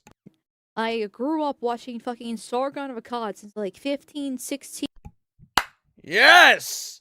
That is why. Okay, so Amalgamite, because I see you in the chat here. I'm learning a lot about you. Seems like you and I were on the internet around the same time. Seems like you and I joined, got reeled into the culture stuff in the OG Gamergate days, like the 2014 Gamergate days. You know, Sargon of Akkad, Armored Skeptic, early era shoe on head. Yeah. Some black guy, Chris Raygun, and so many of these dudes turned out to be such bitches down the line, bro. Shu has gotten better with age, and she's always awesome. Sargon's gotten better. So many of them. Oh, dude. It is nice to see another OG Gamergator in here. 18 years old. And I'm still a fan of him to this day, right? And even though I disagree with him at some points and might be a bit further right than him, though he's coming around. Everything that I know is because of men, because men are once again are the intellectuals. They are the philosophical ones. They are the researchers. They are the geniuses. They actually. Yeah, men are the philosophical ones. You never hear any philosophical musings that came from a woman quoted. A woman didn't come up with "I think, therefore I am." Now, I will say, if I'm going to give credit, I do think Ayn Rand was for a woman probably the best female philosopher actually. But even her shit falls apart under scrutiny. Please take the time to do the arduous work, physically and mentally, to handle the world's problems at hand. I just happen to be fucking weird and like these kinds of things myself, but... And there it is. Back to what I was saying earlier. The exception of the rule proves the rule. This actually is quite out of the box for a female. Shouldn't be, but it is. At the end of the day, I'm still just listening to men. I'm not doing the research myself. I'm listening.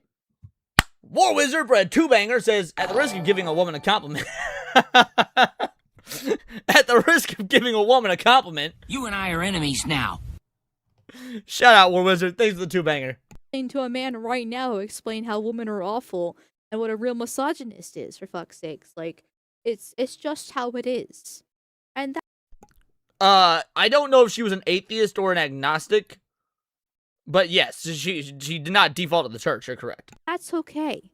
Because most atheists claim to be atheists, and this is what we were talking about earlier, Rabnad. Most atheists claim to be atheists, but they're not. Atheist doesn't mean you don't identify with a religion, and that's how, because atheists are retarded. By and large, you will never meet an intelligent atheist. Not one. You can meet some intelligent agnostics. Shout out, Sevi. I don't think atheists know what it means. Correct. That's exactly what we're about to go into. Guys, we got Sevi with the heavies in here. Say hello. Most atheists, or all atheists, are retarded. You can run into an intelligent agnostic.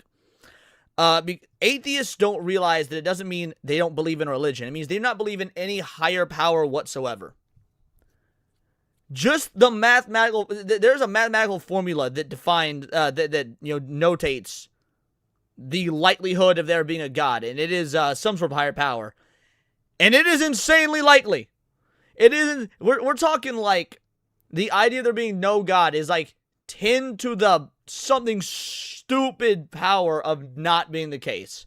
I'd have to look up the numbers again, but the point is there's a minuscule chance, that this is not by some sort of intelligent design.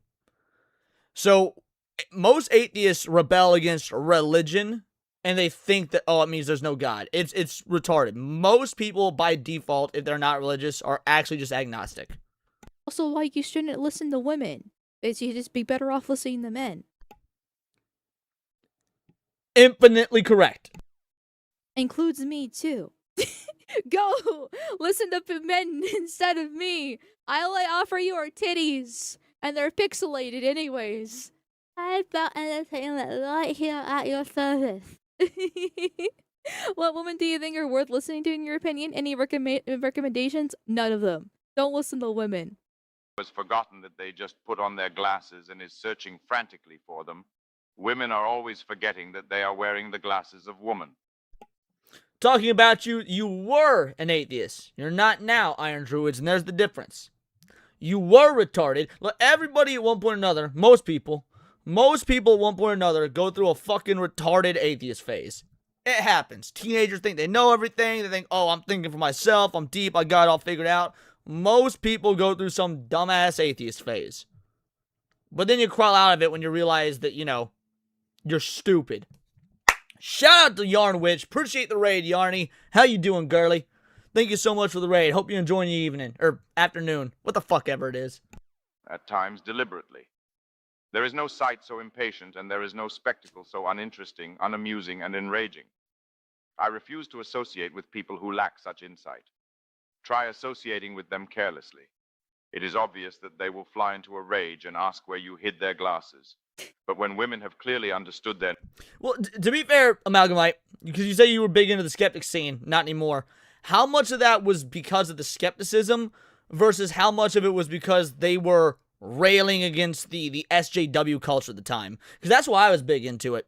Like, regardless of where most of the skeptics stood on religion, culturally, they were still correct. Culturally, they saw the early warning signs of what would eventually become woke culture. Because, again, woke wasn't a term yet. We didn't have at least a modern version of what is woke. But the skeptics were the first online community to rail against the anti-SJW culture. Skeptics and the gamers. So, yeah, even if you don't associate with the idea now, a lot of their ideologies and philosophies and lack of theologies, a lot of G's in there, they still were correct at the social level. nature, they will likely be something very different from woman. Discourse on Misogyny, first published by Shinsho in August of the 29th year of the Showa era, 1954 AD. That was definitely worth the $20. Thank you for bribing me to listen to that. That was amazing. It's absolute fucking peak right there. 10 out of 10. Excellent video. Excellent video. Good commentary. Even if she is a woman, good commentary. Obviously gonna link it in the chat for you guys. Make sure you give it a like, give it a sub, the whole nine. Which mind you, she's in the chat right now, so it'll be very easy for you. In fact, let's just link her channel as well as a shout out for being here. Here we go. Here's Malgamite's channel. She's great. And very, very insightful commentary on that. Great old school internet knowledge for a lot of folks that joined the culture war late, which was a positive. And also, it's just great to hear women shit on women. Let's be real. Let's call it what it is. It's real fucking fun to hear women shit on women. Dudes do it all the time, and yeah, that's a lot of fun. But it's extra fun when it's another woman doing it. But that's not the only misogyny we got going on today, baby. Hey, what up, Ronan? Nice seeing you, homie. We doubling down on the misogyny. We doubling the fuck down on the misogyny. So we got a few Rachel Wilson clips to watch.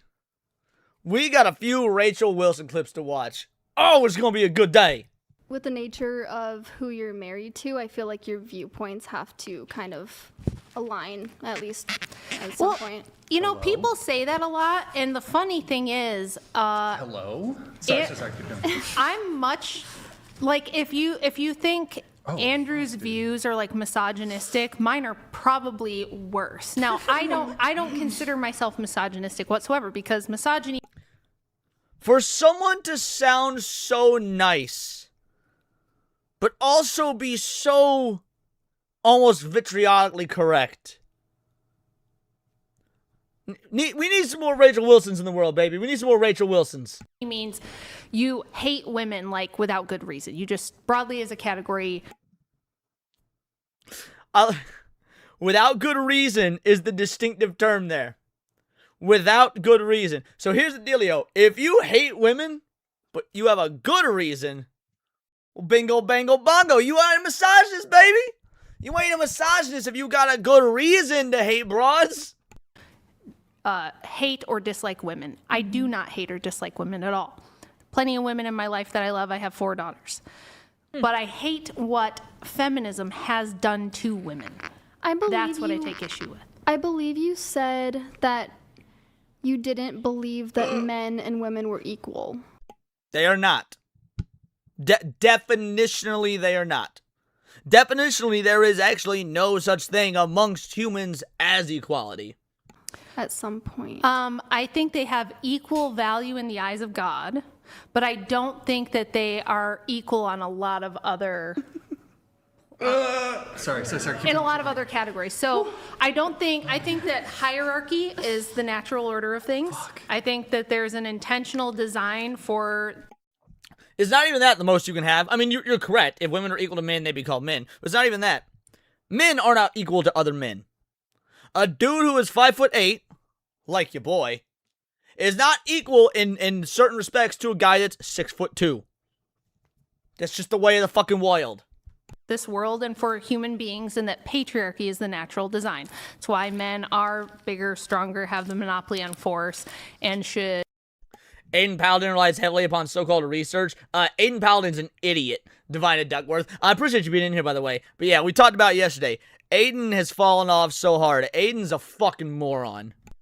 Generally rule things. Women are designed. Now, you said we shouldn't just be That's baby true, machines. Amalgamite. Yeah, you're not even equal to yourself on a different on the day. show. I've been called a baby machine. I've been called just all you do is pop out babies. So, if anything, I feel like I'm the one who's on the receiving end of the misogyny or the Sorry. of the. Homie is not making dudes look very good right now, by the way. Back to the whole, equality thing. Homeboy not making dudes look very good right now. Discrimination. I think a lot of other women, if anything, have looked at me and... What are they talking about? So, this is Andrew Wilson's wife. I don't know if you're familiar with Andrew Wilson or not. But yeah, this is Andrew Wilson's wife, and they're basically accusing her of being misogynistic due to the fact that she has to have those misogynistic views because of her husband being in charge. So they're basically saying she's just a walking, talking parrot of her husband.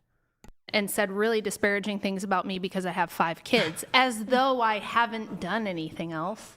I saw Ryan, that. you're being disruptive. a hand. You're not You're helping disrupting. me with my men should be in charge argument. Glad she called it out. Looks like he's trying to open a bottle of champagne.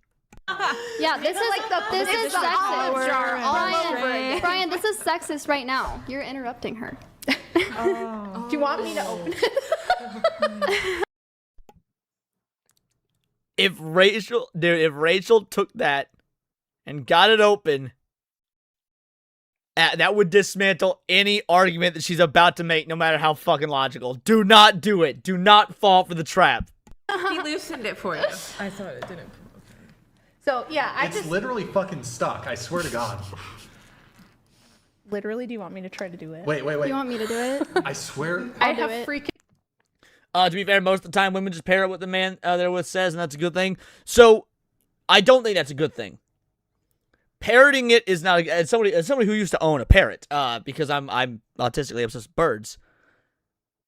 I need women to understand it, not just parrot it. Like, it's if you're gonna say the same thing as your man or whatnot, I agree that's good. As long as you understand why it's good, because parroting it means that you're repeating it without thought. Grip strength from many years of powerlifting. I'm kind of memeing a little bit. Okay, good.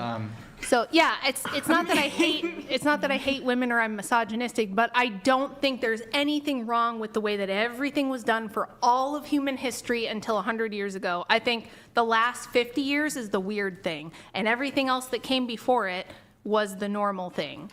And I think that it's very. You're giving women too much credit. They want to belong and naturally are drawn to authority. No. You can understand something and still have authority be over you. Like, for example, as an ex-cop, my superiors had authority over me. It was still on me to understand why they had that authority, why they were above me. And also, like, the rules, the laws, this sort of thing that I need to understand to do my job. So it's not even really about giving women too much credit thing, so much so as if you can't rationalize the decisions that you're making or the, and therefore, like, what the outcomes of said decisions will be, that's just a failure of you using or having a brain. What kind of bird was Hondo? Hondo was a, conure. He was a high green sheet conure. Shout out to War Wizard coming in with a 2-banger. Says in Indonesia, the prefix "wo" means go home. Backwards to assert that, the last 50 years is actually how everything should be. And whenever I ask people why, they don't know. So. Bro. It didn't even fucking pop. What the hell? I did get it off. That was so anticlimactic. Yeah, That was rough. Your face is all red. It was. Hey, I don't know what was up with that fucking champagne bottle. Let me tell you this. It was greased, boys. It was greased. It's greased. Sorry. All right. You guys wanted champagne, correct? Sorry. Continue on. Continue on. My apologies. Name the male Bonnie Blue. Genghis Khan. Jeez. I will say that you've really opened my mind to a lot of things in a very logical way, because I feel like social media does perpetrate people's minds, especially like younger kids. And I mean, we all know that the algorithm is fed to your liking. It is literally made so that you believe the world is exactly how you think it is. Right. And the whole point of social media is to keep you on, to keep you distracted, for them to make money, and they're gonna do it in the way that makes sense. And when you're like always being fed with, yes, you're right, you're gonna want to be on the app more. You're gonna And that is also why social media is worse for women than it is for men. Just saying. If you're always, women should not be told they're right, except in very rare instances. Tell them they're right just enough so they're not fucking naggy. But beyond that, don't tell them they're right. Women are the ones that need to be told they're right the fucking least. Really quick, we gotta do the we gotta do the cheers. Cheers to Indy. Cheers to Indy. Salud. Salud. cheers. Jesus, from the bottle. It's crazy work. Thank you, Indy. You're a fucking legend. I have said plenty of times, women want men to be men, period. Correct. Exactly. The thing is, nowadays we have to ask, what's a fucking man? You don't, the big question everyone asks is, what's a woman? That should not be the only question. In fact, that's a less important question than what is a fucking man. W's in the chat for Indy. I still owe you one, Indy. You got to message me back on Instagram. You disappeared there. Okay. Why am I misogynist? Can we just get an answer, sir? Well, she's more misogynist than you. Yes, sir. Sir. Okay, ma'am. Let me think. I've never ridden a Segway in my life. He liked it. I saw that face. You like Oh that? yeah, loved it. Ew. Oh, God. It's late. Have they given an answer yet? Like to anything? No, we're still waiting. No. Not really. Yeah. But they haven't had any proof of what they're saying being true. They're just, you're both spewing Well, facts. it's Well, just hold on. that If they're you're the making- wait, wait, wait. majority. He here literally right now. brought up a stat and you were like, it's from 2007. Yeah, it's from 25 years Hold ago. on. And things likely haven't changed that much. Doesn't mean But- it's that I much would love to less see a true. 21 study. years Hold ago. on. Oh my But bad. why would it have In changed? 2001, that is 20. No, 2007. Oh boy. Okay, yeah. But I'll look up some more current stuff. in relation to the misogynist thing, the burden of proof is on her. Oh yeah, no, absolutely. Is he going through with it? I think he should. I did a whole video on that, and it didn't perform well at all. So if you're curious about my thoughts on it, check it out after the stream. Like if you accuse somebody of something, the burden of proof is on you to establish. I've watched a lot of your stuff, and I disagree with what you say, but I do. I never believe a woman when they say they've watched a lot of whatever podcasts. No. They'll watch the fucking, the shorts on YouTube. Because here's the mistake I used to make. I used to think the whatever podcast was fucking retarded. Because all the shorts and like the little clip things you see on X is usually just dumb broads being dumb broads. Turns out that's not really what the show is. So over the course of the last, 4, 5, 6 months, I've started actually watching the show. It's quite entertaining, quite informative. There's some good discussions being had. Sometimes, oftentimes. But yeah, the clips do not do the show justice. I think you're mostly respectful to women, and the times I've seen them cry, cry on the podcast, I feel like it's been when they're like low-key being a little bitch. Like you've never said anything that's like directly personally attacked someone. Like you've never been like, you're a fucking fat whore or something. You've never said that. Yeah, no, I almost always. But there are some fat whores on the fucking show. Way too many fat whores on the fucking show. I almost never go to personal insults. There's probably thousands of hours of this podcast. We've done nearly 300 episodes. 2,000 women been on the show.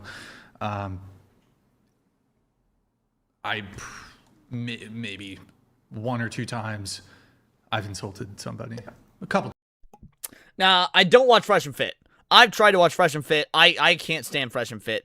I think that Myron's ideology is, I can't get past it. I think the dude is he is an absolute net negative. Like, the idea of the whore of Babylon, like the false prophet, he's like a black Israelite whore of Babylon. Times maybe. It seems to me that when ladies have this objection, and believe me, I get it all the time, Andrew gets it all the time, and when we ask specifically what, they usually either say something we never said, or they'll take something someone else said and then think that we said it, or it's more just, I feel like you're trying to make women look bad. And what I always ask them about that is, we don't have to try to make women look bad. Y'all are super good at doing that on your own. That is your power. how is it that I am able to come on here and not make myself look bad? This gal and this gal, like plenty of women have been able to come. It is so funny you say Mother Harlot from Persona / Shin Megami Tensei, Rabnad. I can't watch the Whatever podcast without equating it to Persona, because when I got really into the Whatever podcast, I was playing so much Persona that they are linked in my mind. Because like Persona's a long game and it takes dedication, and these episodes are long episodes. And so yeah, I was going through both Persona 4 and Persona 5, not Scramble, Strikers, Persona 5 Strikers. And so I was just playing hours of Persona while listening to hours of whatever, and so now the two are intrinsically linked to my mind. Catch you later, Amalgamite. Thanks to Mill for the video. Thanks to Mill for dropping by. You're awesome. I'll hit you up later. You're great. On the podcast and not make themselves look bad. How is it my fault, Andrew's fault, or Brian's fault if they make themselves look bad? I think the reason that I get a misogynistic vibe from Brian would probably just be when he gets like an attitude with women, but I think it's Having an attitude with somebody ain't the same as being a fucking misogynist. By that logic, if I get an attitude with Kata, I'm a racist. Bro, these bitches are retarded. because that there's mostly women on the podcast all the time. Yeah. So when you're have you getting ever an seen him attitude- get an attitude with a woman who didn't have one with him first? Yeah. I actually have, but only once I can think of. Yes. Okay. I haven't actually, because Andrew and Brian are both usually really good at matching energy, and they're both usually really, really patient. And it'll Matt Stanford. They don't know what a misandrist is. You're using words they can't comprehend. take hours of someone being And this is true. Having an attitude with Kata has nothing to do with my racism. I might be a homophobic, transphobic, misogynistic bigot, but I'm clearly also a racist. And it's so annoying when people leave that part out. difficult, not answering questions. Such a racist that... Do I only have 2 white friends? Hold on a sec. Hypno not white, Kata's not white, Atreus isn't white, Cassie isn't white, Sevi isn't white. Paul and Aaron are white. Badger's not white, he's Puerto Rican. Guys, I might be the worst racist of all time, actually. I think I need to really up my white friend game. Questions, going off into space, asking to repeat just being difficult or bratty.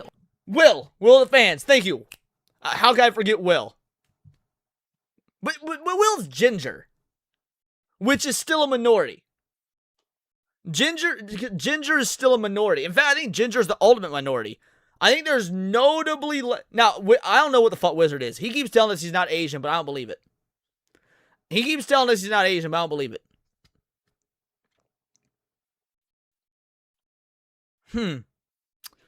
Will is still a minority, therefore it doesn't count. Erwin is also Asian. Or having a nasty attitude before they usually finally just start to lose their temper a little bit and just, hand it to them a little bit. I'm probably worse with that. But I'm even willing to grant that there's been moments where I can be sharp with somebody, or I can be a bit short. Or okay, thank you, ABF. ABF is white. Finally, another actual white friend. I was getting real nervous there. ABF. Thank you. I needed that. Load off my toad. Whatever. But I don't think that this would be a... Sammy? Vagabond. Sammy? Brother, his last name is DiCario. Sammy is Italian as fuck. Sammy's not white. Sammy is Italian as fuck. What are you talking about, Sammy? This might mean I'm a jerk sometimes. I don't know if it would establish a strict sense of misogyny or sexism. Well, definitely.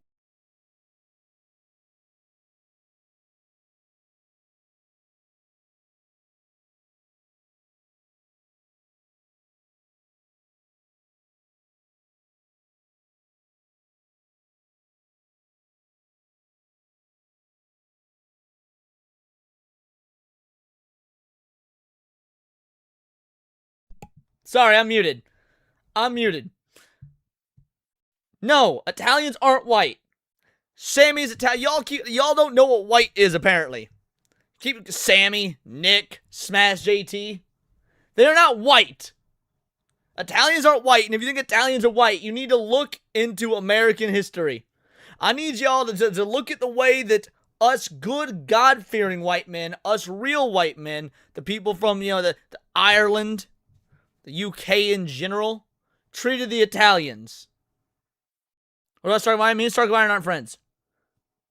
I mean, I don't dislike the guy or anything, but we're not friends. I only ever interact with Stark when we happen to be on panels together. Beyond that, I don't really talk with Stark, so he and I are not friends. Anyway, Italians aren't white, and that's okay. No, not a strict sense. I think it's just the vibe I got. All right, somebody ban suck my dick. Vibes. It's the vibes. Yeah, like I said, Just I guess to move this on here pretty quick, but is there anything you can point to that's concrete as to my misogyny? Not like a specific thing right now. Or even Shocker! Dumb hoe accuses him of being misogynist, says, give me an example, show me the evidence, and she's got fucking nothing.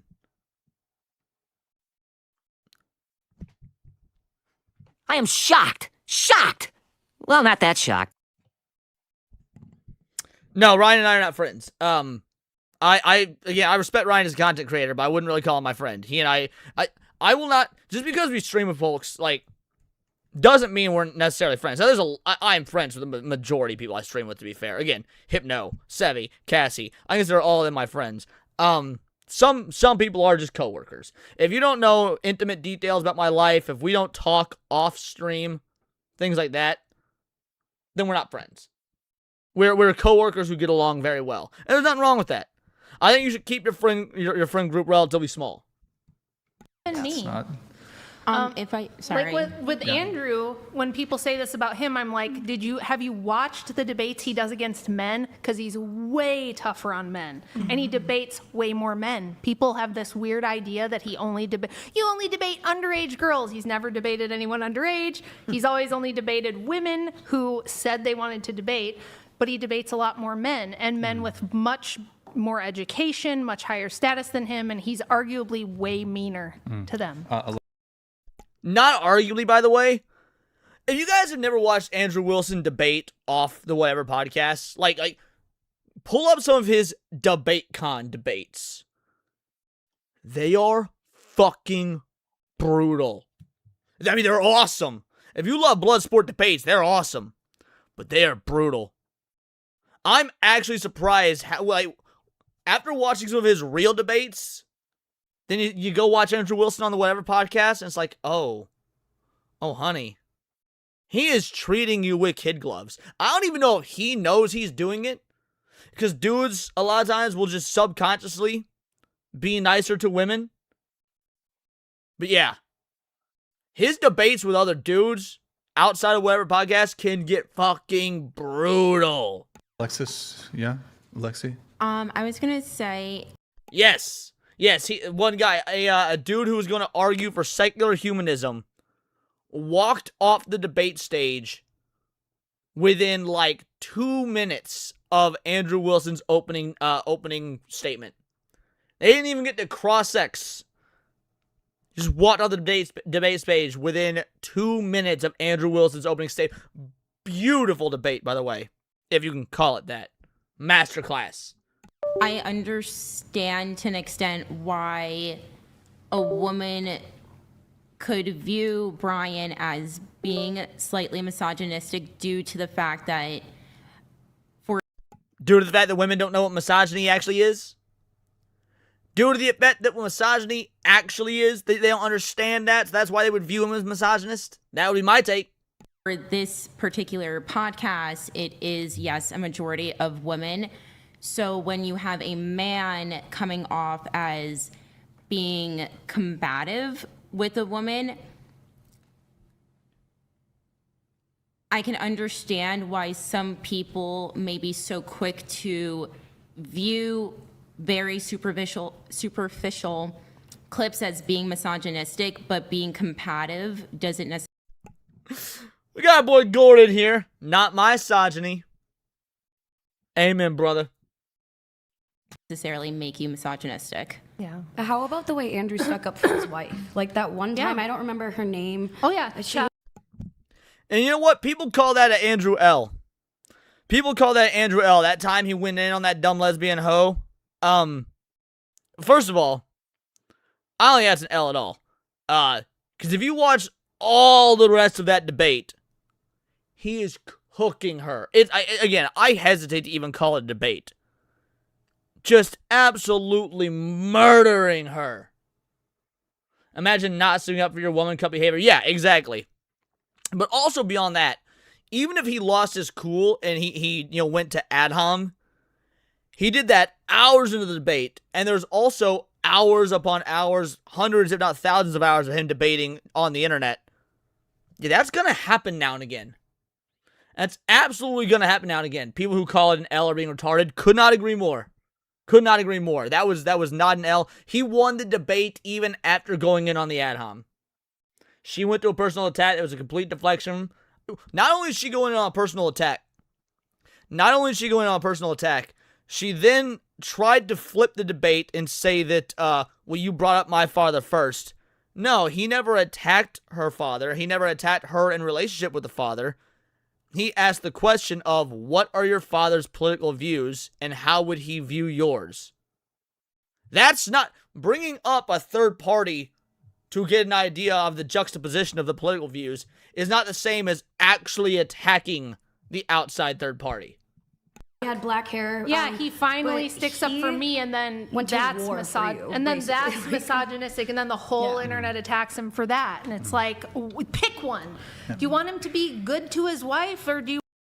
Was that the one where the woman was trying to get her dad to debate? No, that was a completely different one. I've seen that debate too. I know what you're talking about, but no, that's a different one. You want him to just be this? That was the time where he and Destiny aligned.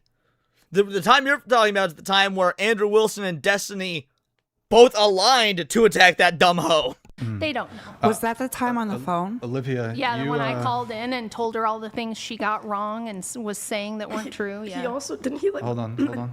Yeah, Charlie, that was her name. Thank you, Gord. Hold on. Olivia, you said you had one. But we got even more. So that's the end of that one. But they go on. Rachel Wilson leaves feminists speechless with facts about women's rights. Women's rights. What a funny fucking term. Any other ways in which women don't have equal rights? Nothing. Have you started to consider that perhaps your interpretation of the vibes was off? Have you? When she says perhaps, watch Brian's face. He sort of puckers for a moment because he knows what's coming. That was golden. Started to consider that perhaps your interpretation. You see the eyebrow raise and everything? That's... Oh boy. All right, let's go. Of the vibes was off. The vibes. No. Bro. Oh. Broski. So you're one of those ladies that it doesn't matter how much evidence I present, what logical arguments I have. You told me this. You're not going to change your mind. I'm not going to change my mind. Perfect. You were the first one I put in a camp. Your job is to dig ditches. I don't even know if we need ditches. I don't know if we need a moat. I don't know if we're going to fill it with water, put gators in there. But that is all you were good for. If you cannot take in evidence, if you cannot take in new information, assess evidence, and potentially change your opinion, all you are good for is digging ditches. You're not even like, oh, hey, she's a woman. She's good for having kids. No, she's not even good for that. Because I don't trust the kid to come out and not have room temperature IQ. She may as well give birth to a Somalian if this is the type of mentality she has. Dig the ditch. You don't care about facts or evidence or logic or anything. No, I'm not going to turn a soil green for the poor. I don't care about the poor. The poor should starve. Fuck the poor. It's all based on how you feel. No, I do care about facts, but you're telling me facts that you're getting from conservative media. There's also facts. Wait. No. It's not from conservative media. Because you've been able to show one source. Where you're getting your information. Well, that's because of the nature of what we're doing. Yes, I understand. If I could look it up, I could tell you. But like my book, for instance, I don't take anything from conservative media. It's all either the writings of feminists themselves, or it's the NIH, it's the DHS, it's some kind of government agency or some kind of FBI crime statistics, something like that. Is this one a man? I can't tell if this is just a really angular jaw, or because I haven't heard it speak yet. Is this one a man? I have Rachel's book, Fascinating Stuff. Yeah, I would actually like to get it. I would like to get Rachel's book. I have a really good book, Gord. I think you might... Do I have it in rank? No, I don't think I have it within reach. There's a real interesting book that I would love to hear your thoughts on. It's called How We Survived Communism and Even Laughed. And it's a book written from the perspective of a USSR born and raised, feminist, and her escape from communism into America in the early 80s, I believe. Real short book. You can get through in a few hours. But very, very interesting dichotomy to see what a Soviet communist-hating feminist is juxtaposed to American feminism. So if I came to you with completely non-biased sources and could show and demonstrate and prove, and through logical argumentation show you that my reasoning was sound, would you then change your mind? It would depend on each scenario, like each thing that you're showing me. So, I mean, she asked a very broad and generic question. If I show you evidence that is unbiased, will you change your mind? Well, it depends on the scenario. No. The answer should be yes. There's no scenario in which, hey, here's the unbiased evidence.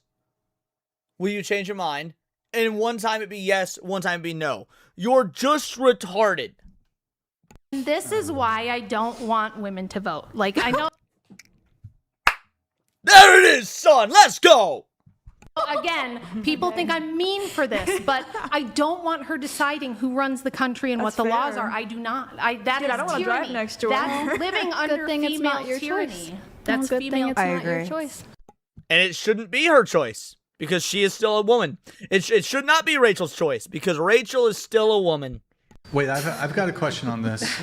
You look a bit shocked. No, I think everything you said was logical. Into the mic. Everything that Rachel said has been based on fact, logic, and just pure common sense reasoning. By the way, Rachel hasn't said anything profound. Not yet, at least. She has said nothing profound. It has been basic 4th grade level fucking logic and reasoning. Just reasoning skills. And this dumb slut won't accept it. Had basis, and it feels like every time the questions had been turned to you, it was like a lot of circling and I don't knows.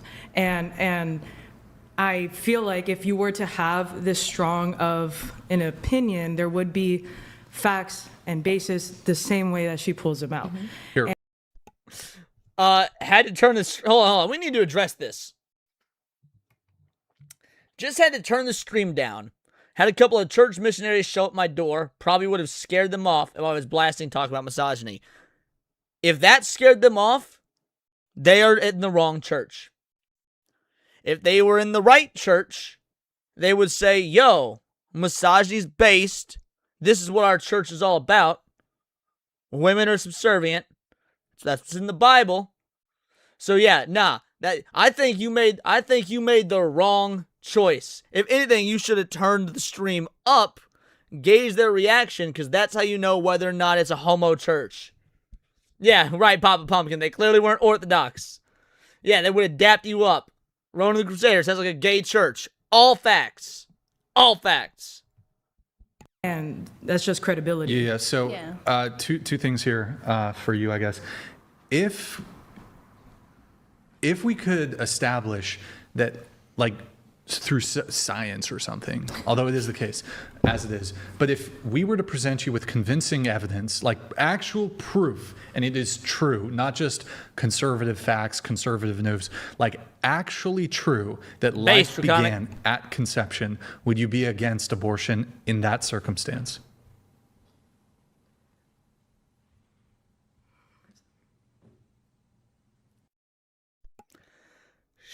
By the way, she already gave us the answer.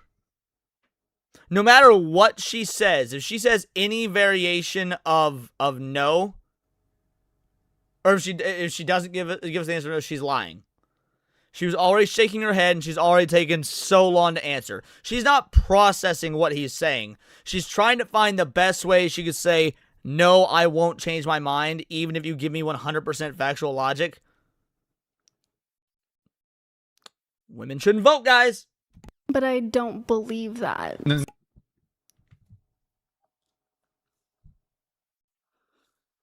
And she doesn't understand how hypotheticals work. And she doesn't understand how hypotheticals work. All right, guys. Ask the question in chat. She doesn't understand what hypotheticals are. Ask the question in chat. There you go, Roman. Would you be hungry if you didn't have breakfast? But Leon has. She had breakfast this morning. Y'all get it. This can't be real. She could not just unironically have walked into the how would you feel if you didn't have breakfast today question. Holy shit. Yup. Hey, Leon, what would you do if you hadn't had breakfast? Suck my dick. I had breakfast today. Hey, shout out, Boo Cat. How you doing? No, but I understand that. But so if evidence came out that that is the case, that life begins at conception. It's not that she's uneducated, God in gaming. It's that she's a woman. It's not that she's I mean, she might be uneducated as well. I don't fucking know. But she's your typical Western woman. Under that circumstance, would you be against abortion?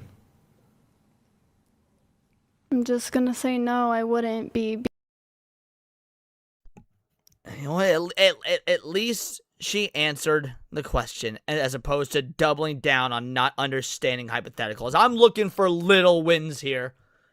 A lot of these women, sadly, are educated. It's just the education these days is synonymous with indoctrinated. That is actually incredibly accurate and poignant. Because that's not how I believe. That's not what I believe. No. Nobody cares what you believe. The question is, if we could give you factual information, could that change your belief? No, because it's not what I believe. Dig the fucking ditch, slut! No, but if there was I get that that's not the question, but this is hypothetical. Where she makes up her. So she knows it's a hypothetical and still can't engage with it. Own reality. When you're asked a question, just answer it, though. Like, you've been circling. But you're being asked a question, you're on a podcast, and all you're doing is kind of circling around and not saying anything. You've been asked 1,400,000 times. The whole premise of the question is that the foundation of your belief is wrong. Would you adapt to that reality? Correct. Correct. Women trying not to say dumb shit challenge. Fucking impossible. What is 1,400,000? Literally, Go off. Literally, you have said so many times that like women are oppressed and this and that. What is the difference between Brian and I? What can he legally do that I cannot? You can't. I hadn't looked at her face. Hold on, what? Go off. Literally, you have said so many times that like women are oppressed and this and that. What is the difference between Brian and I? What can he legally do that I cannot? You can't answer the question because there's nothing. That's a great question. What can he legally do that I cannot? You cannot answer this question. Go off, Queen. She can't. Go off, Queen. Is there a reason you're so upset? Is there a reason why you can't answer the question? And the fucking deflection. She knows she's outclassed. She knows she's outmatched. She knows she is utterly and intellectually defeated. So what does she do? deflect maxing. Because you're frustrating everybody. We can see that you have nothing. We can see you're not being logical. We can see that you are nothing. And she's not even that good looking. You're not even being reasonable. You're not even open to the fact that you could be wrong. And you're just doubling, tripling down. And you're just being obstinate and difficult. And you're frustrating everybody. That's why. Most of the people in this room right now have a lot of conservative beliefs. You just... Okay. At what point was anything made conservative, liberal, left, right, whatever? The question was actually posed in the most apolitically way, probably linguistically possible. And yet she still defaults to that. This is, I mean, Gord said it best. This is indoctrination.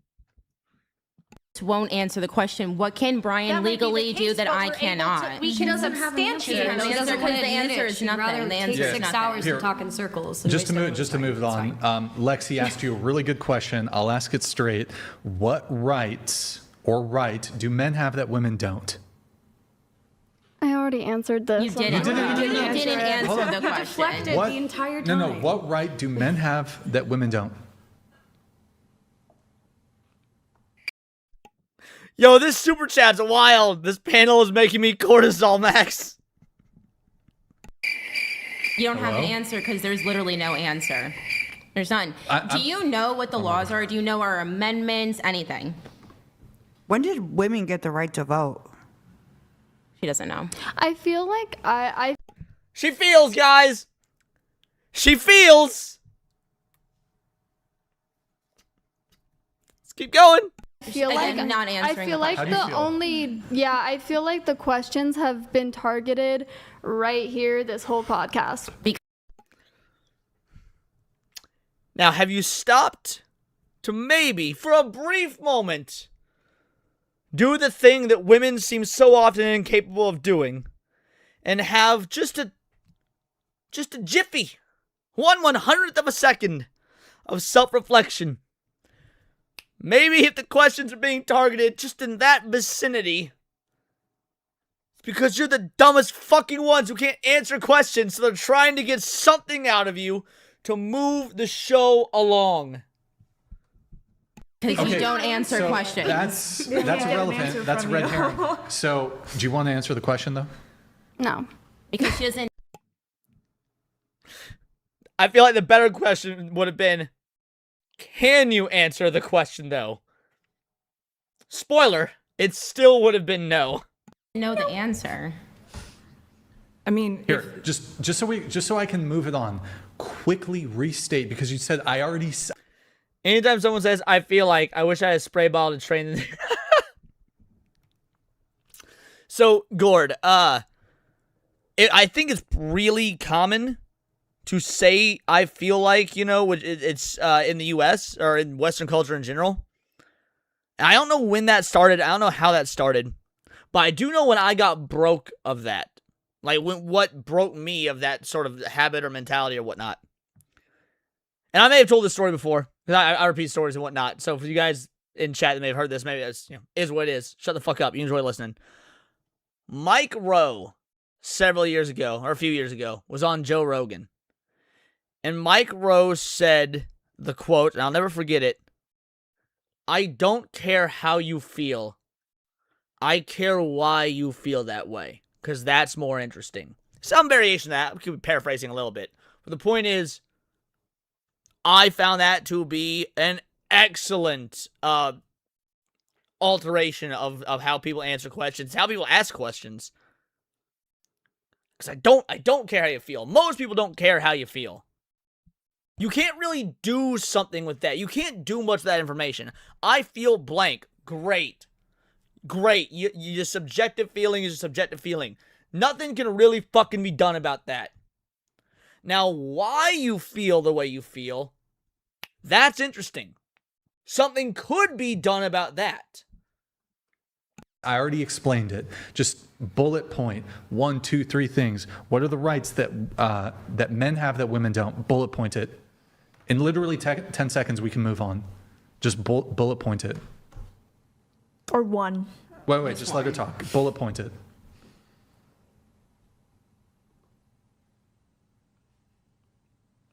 One eternity later. This is why she doesn't like men and why she dates women, because only... Oh my god, it's a lesbian. Why am I shocked? That explains why she's wearing so much makeup. She's covering up all the bruises. Eternity later.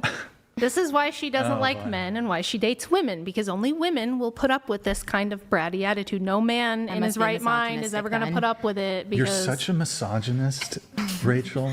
I find this to be a trend that I've seen with women who are lesbians. It tends to be that they have this kind of personality type where they're extremely difficult and they're extremely obstinate and difficult to deal with. She's bi. Lost Monster Man, let me explain something to you. Bi doesn't exist. Bi isn't real. If you're a dude and you take it up the ass, or if you're a woman and you lick the carpet, I don't care if you also have sex with men or women, you're fucking gay. And they found men won't deal with that, but they can find a dysfunctional woman who will. So, I'm just saying it's an observation. Ew. I gotta play something. Nani?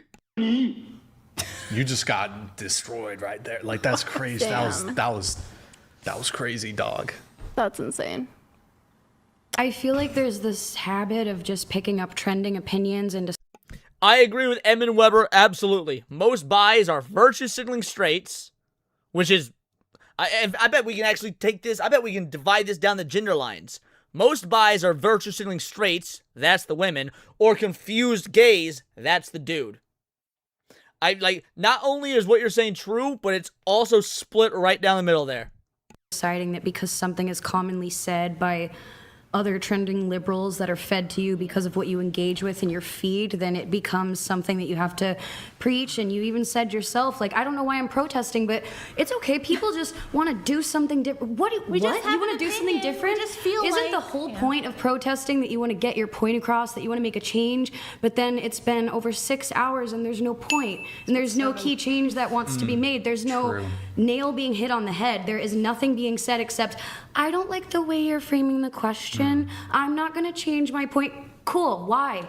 What is your view? You have nothing because you.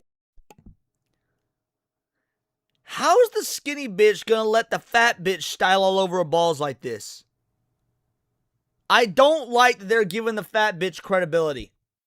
You've done no research because you're defending this whole persona of wanting to abuse and take advantage of men who, no offense, over 90, you can laugh, but you're still so uneducated. You have all this fake knowledge and no wisdom to apply it. And that's the problem, and it's humiliating. Fatty kind of spitting bars, though. Fatty kind of spitting bars.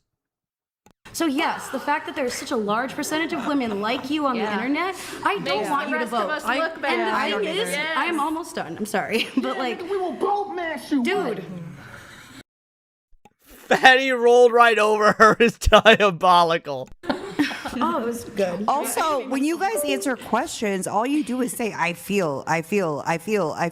Never once have you given us a statistic, a piece of facts of any kind. It's all I feel. Not I think, not I know, not. Actually, you know what? Gord makes a very good point. I'm willing to give Chubby Chick the benefit of the doubt that she was 50 pounds heavier before she became based. I bet you're correct. I would take that bet. Shout out. What up, Hypno? Members, Hypno chats in the, Hypno emojis in the chat. And if you're not a member, become a fucking member. Don't make me go full Pokemon and call y'all broke boys. She has lost so much fucking money. It's fucking hilarious. Logically, not. It's been proven. It's I feel. I should have done more research before coming onto this podcast because I didn't know this was what the. If you don't know something, maybe just. Why did that broad have the moment of self-awareness that the dark-haired chick didn't? At least she basically just admitted, I was unprepared. I am unprepared. I should have done more research as a way of saying I fucked up. You couldn't get the lesbo to say that. Did you see she started trying to show titties go viral again? I did not. Wait, topic of conversation. One sec. We do. Hey, Draconic coming up, Vital Idol, you absolute legend. This is for you. Call it whatever, but if I made $1 for each time I made a racist joke, I would actually have $0. Cause I'm not joking. Based? Based? Hello? Shout out. Thank you, Draconic. The man with a plan. Appreciate you. And then Boo, you're new here because you said you came from Leaflet's chat. I don't know if you know this or not. Because again, you're new. If you're looking for a stream or videos or channel or whatever, this is gonna be about eviscerating fat fuckers. You are in the right place. You are in the right place, because fat people are fucking gross and don't deserve love. I have a chat coming through. Based, Justin donated Thank you, Justin. $200. Thank you, Justin. Brian, please refill C3's champagne. I've been watching her commit a felony for the last 69 minutes. Hashtag cooked. Pack your bags, cutie. And say goodbye to whoever TF I guess might have tried to raise you. Oh, Wait, felony? that's crazy. Felony? Crazy. Yo, base Justin, thank you very much. So yeah, that was that. Again, Rachel Wilson murdered it. Always does. She murdered it on whatever. She murdered it on whatever. But we're still not done. We're still not done being misogynistic, boys. You thought it was just going to be Amalgamite's video? You thought it was just going to be Rachel Wilson? Nah. Nah, we've got more misogyny in the tank. Narcissistic English voice actress just got destroyed by Blizzard. Now, we covered this situation a few weeks ago, whatever it was. Me and Cindy talked about this on not Tinfoil Haters, Neon Leon. You know, the Overwatch actress, this absolute dumb hoe of a woman. Virtue signaled too close to the sun, threw a bitch fit to Blizzard about how the version of the character when enter the game basically wasn't fucking dykey enough as she was in like the animated announcement trailers or whatnot. So the character got changed. Now real quick, I wanna show you guys about how much the character was changed.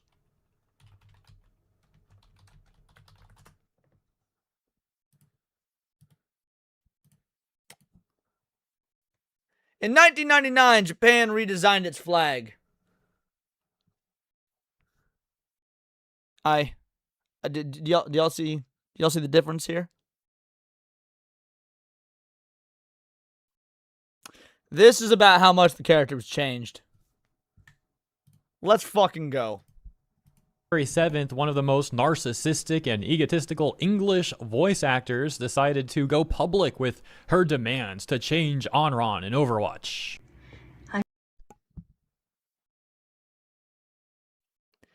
If the whatever podcast doesn't make you misogynistic, if my show doesn't, well then first of all, I need to try harder. This creature speaking will. If for whatever reason I have not been good enough at my fucking job today to radicalize you guys, this will be the nail in the coffin. By the way, don't nail this coffin. And I call her a coffin because she looks like the type that's probably had like double-digit abortions. Friends, I'm Fariha and I voice Onron in Overwatch. Before that, though, complaints were already So the left is what it looked like in the gay-ass Blizzard announcement trailer, the animated thing. The right is what the character actually looked like in game. And these wackadoo lefty nutbags complained she was too pretty. Complained that she was too pretty. And so the voice actress went on a crusade to try and uglify the character. being made by Overwatch players on Reddit, saying that Onron in-game looks too cute. She's not like her appearances in other Overwatch-related media. In particular, they really disliked her new nose as well, saying the nose was not big enough. For example, this post on the Overwatch subreddit titled Onron Nose Change, getting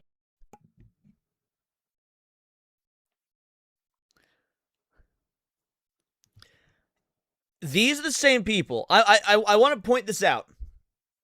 These are the same people that throw a bitch fit when we point out, hey, that Mary Jane in Spider-Man, look at her model in Spider-Man 1 and then Spider-Man 2, and her jaw just kind of went, whoo. Apparently, we can't point out the fact that their jaw looks like clavicular after he's fucking looks maxing. But they can point out the fucking nose.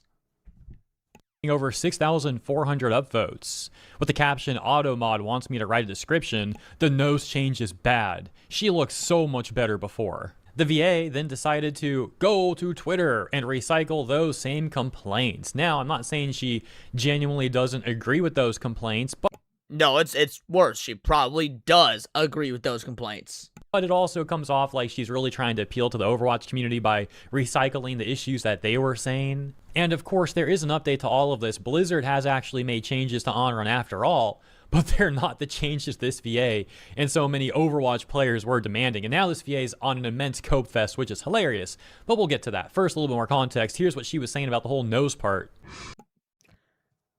Alrighty, boys. One's in the chat if you haven't seen this yet. If you've not seen what this creature had to say about Onron's looks. I just want to just a quick, okay, Drama Tuna hasn't seen it, Vagabond hasn't seen it, BBK, good. So this will be new to some of you guys. Perfect. That also means you weren't watching Neon Leon when me and Cindy were hanging out a few weeks ago, but whatever. I'll forgive you this time. I'll forgive you. I got to mourn Onrun between the design I had hoped for her and the design we ended up with. Just need to pause for a moment to remind you guys that we used to be a society that storms the beaches of Normandy for dumb broads like this to have rights. For dumb broads like this to fucking vote. She mourned the loss of a fictional fucking video game character because she was too attractive. Because I think in her comic and the cinematic Elemental Kin, there was a precedent set by it. There was a unspoken promise that said, we're going to challenge the beauty standards plaguing and ransacking media these days, right? Challenge the beauty standards plaguing, ransacking media these days. If you want to challenge, actually, Blizzard did do that. I very rarely give credit to Blizzard, but they did challenge the beauty standards plaguing and ransacking media to this day by making her attractive, because the beauty standards currently are fat black bitches. The beauty standards as it currently stands are women that look like 10 pounds of smashed asshole in a 5-pound fucking bag. Trust me, a cute character is the challenge to the fucking beauty standard. War Wizard for a 2-banger, trying to make game women into quarter sniffers. Quarter sniffers is pretty diabolical, I like it. The Ozempic chic, the contour. Ozempic chic. I defy those of you that believe in Ozempic chic to look up what Ozempic vagina is. Your nose. You have no nose, the tiniest nose. And I think because of that press. She has no nose. Guess what? Krillin doesn't have a nose and he bagged a baddie. Krillin don't have a nose and he got Android 18. Nothing wrong with not having a nose. There is something wrong with having way too big a nose, especially there's a little tiny hat to accompany it. Shout out, War Wizard. That was for you. People feel understandably let down. I found this to be so hilariously hypocritical because she's here talking about challenging beauty standards as she goes like above and beyond, putting on all this makeup, even putting contacts on just to record this PSA. But my main point is about the nose. She complains about, oh, the content creator nose. People want like no nose. It's so problematic. Dude, she looks like she... The reason she wants the character to have more of a nose is they can put a nose ring in it so they really know how they identify, what their politics are. Nose ring theory strikes again. Contours her own nose. If you're not familiar with that, it is using makeup to make your nose look smaller and or thinner, shorter, thinner. You put a line on each side, like a darker line, a bit lighter in the middle, lighten the tip a little bit, put some darker makeup on the bottom. And that seems to be what she has done in this very clip. So it's like, lady, how are you going to complain about this standard when you yourself are partaking in the same standard in the very same video that you're complaining about it in? So performative, so fake, so typical. And I want you to know that I shared all of this with the dev team. Not only... Honey, you're an actress. The fuck are you doing talking to the dev team? This is the fucking equivalent of like the dude who mopped the floors on the set of Harry Potter to going to have a conversation with J.K. Rowling about the outcome of the film. Nobody cares, Paul. You missed a spot over there. That I was encouraged to be as open and honest as possible, to not hold anything back. And it's my hope that this isn't for naught, right? That... Do I have that clip? Oh, no, I'm pretty sure I've got it, right? I didn't delete it from this, did I? Nah, here we go. Valiant Goat, since you said it. Shut up, bitch! There you go. They see it, they hear it from you all too. And while it's it's not my position to decide what can be done and what...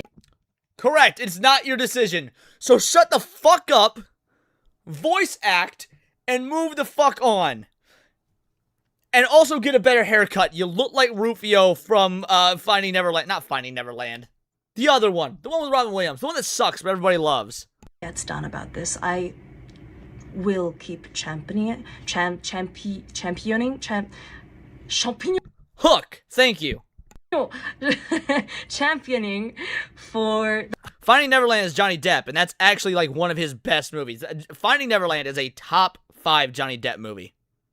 I can't believe I'm going to say this, guys. You know what? I think maybe we were too harsh on Pokimane. Maybe we were too harsh on Valkyrie. We might have even been too harsh on Frogan. Alright, now he's taking it too far. We were not too harsh on... We have not been harsh enough on Frogan. Take a look at this. Okay, obviously that's a joke, but let's take a look at the update, right? She says she hopes this was not for naught. Well, it turns out it was. And as mentioned, the cope is just... reaching the cope is, I don't even know what word would you even describe like the most immense cope possible. It's like S tier levels of cope. She has maxed out her cope stat. Last night she posted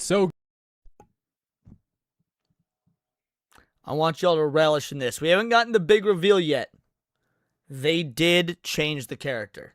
Blizzard bent the knee. They did change the character. Grateful for this update. She looks much more like the strong older sibling we knew her to be. Thank you, Team 4, and thank you, Overwatch community. Talking more in depth about this on stream tonight. See ya there. So what is this change? What is she responding to? Well, we have Overwatch official here saying, in Season 2, we're introducing an updated look for Onron. She didn't fully land as the fiery and fierce sister of Wu Yang that we hoped she would. With this update, our team focused on strengthening her overall presence. This evolution reflects both our creative intent and the care we've taken in shaping the hero. See her rise from the ashes when Season 2 starts on April 14th.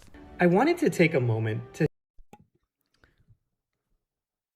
What a faggy-ass voice, bro. Share the updated version of Onron's in-game look. This is the updated version. This is the update. What the fuck is different? I don't see the difference. I looked at side by sides of them. I didn't see hence the reason that I brought up this. This is what they did.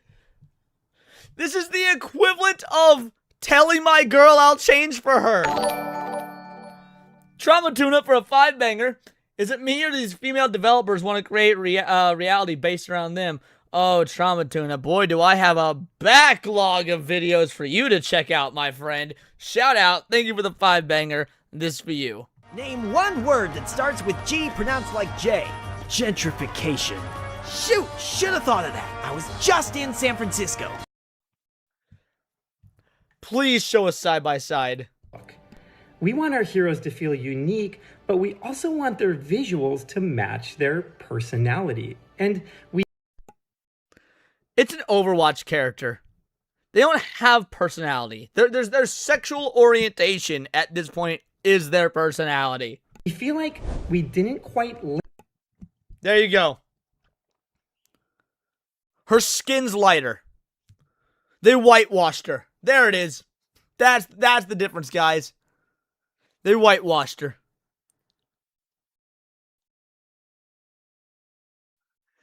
It doesn't even look like they shrunk her tits. I'll be real, it doesn't even look like they shrunk her tits. Planned that when Onron first released. We think she could come across older and that her original version was too innocent and playful. Onron is confident, determined, fierce, and maybe a little more mature looking face. Or it could just be a like I'm sure they went in and changed 2 lines of code, sure. But that could just be accomplished with just making a different face. Like a natural born leader, and we want her visuals in-game to convey that personality. So we made some adjustments. Alright, we're about to see the direct old to new. The difference, guys, best I can tell at least, is that now she's not smiling. And that's even if you can, like, by feminist standards, this is a smile. To her face. We focused on her eyes, eyebrows, and mouth, and we moved away from that baby face look and expression to something more sincere and more mature. I can't get over this dude's just, like, I can hear the spectrum of the rainbow emanating from his vocal cords. And even something like a simple posture change can help Onron feel, well, more like Onron. More like Onron. Dude is Roy G. Biven the shit out of this. I think they did a good job with the change. Overwatch and Blizzard in general has been criticized a lot lately over the Disneyfication, right? And the old design, as you can see here, definitely fit that Disneyfication stereotype plenty. The new design... So does this. They all... That's just the problem with this art style in general, by the way. Nothing's different. Literally nothing is different. This dumb whore went on social media and threw a bitch fit to her audience, the 12 people that still play Overwatch 2, and the devs for this. Still has the Overwatch art style, of course, but I think it is a better look. It's a little bit less Disney-fied, and I think that's a good move. Let's also be clear, though, this is not what Farine, or whatever her name is, the Onron VA, and the vocally upset part of the Overwatch community wanted. They wanted something more akin to this once again. You know, they wanted the nose to be bigger, they wanted all this other stuff. That's not what they got. And now, as mentioned, the cope is immense, which we can see on her recent Twitch stream where she talks about these changes. Go ahead and take a look at this. This is new to me. This I haven't seen. But also, she was very, very generous with herself when it came to the angles in which she was filming her call to action video with. Like, she wasn't necessarily pretty in those, but comparatively, this is worse. We got some exciting news. Oh my gosh. Okay, so in this side-by-side, it doesn't look so extreme, right? But I need to pull this into...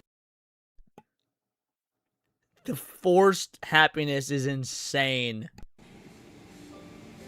I need to pull this into something because holy. Okay, can I do Clip Studio Paint? Let's overlay these two together and you'll see how drastic the change is because holy butts. I have not gotten used to Clip Studio Paint yet. All right. Give me opacity lowered? Sure. Okay. All right.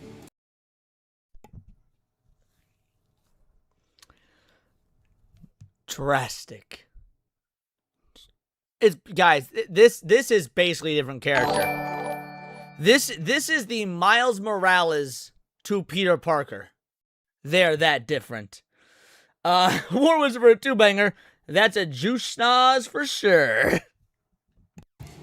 See? And Trauma Tuna for a 5-banger. Voice actor is lesbian, therefore her opinion means nothing. Trauma Tuna. Voice actress is a woman, therefore her opinion means nothing. The difference between the two?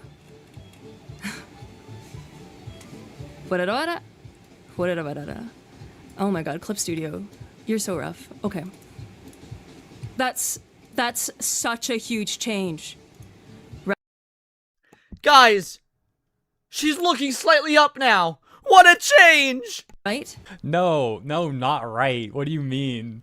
It's a subtle change. I like the change, but acting like it's a huge change. Oh my gosh, guys. Like, dude, I'm gonna sound like a broken record now for saying again, this cope is tremendous, but like it is. I don't know what else to say. This is just sad at this point. I mean, not literally sad. It's hilarious, but you know, figure of speech. There's also a slight like posture change, so it can.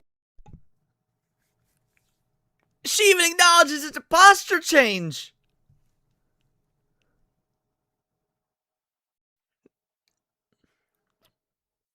I love this, guys. I love it.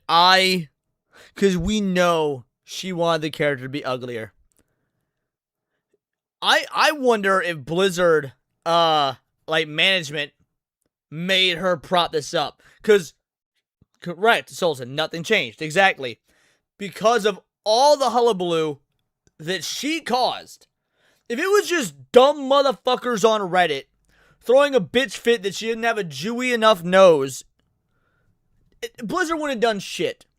But because this hoe got on her pulpit, made that whole little, video, put it on X, and then it, blew up into this thing to the point where I don't even cover Overwatch shit, and me and Cindy covered it because I do cover women being retarded. That's actually a lot of fun. But even so, now that the changes basically had to be made, the resources had to be used, the money had to be spent, it's now like, all right, you started this, now you have to pretend to like it. Can't be like a direct overlay, but let's bring in a Juno screenshot, yeah? Okay. And then, yeah, you can see she pulls up this other character, Juno.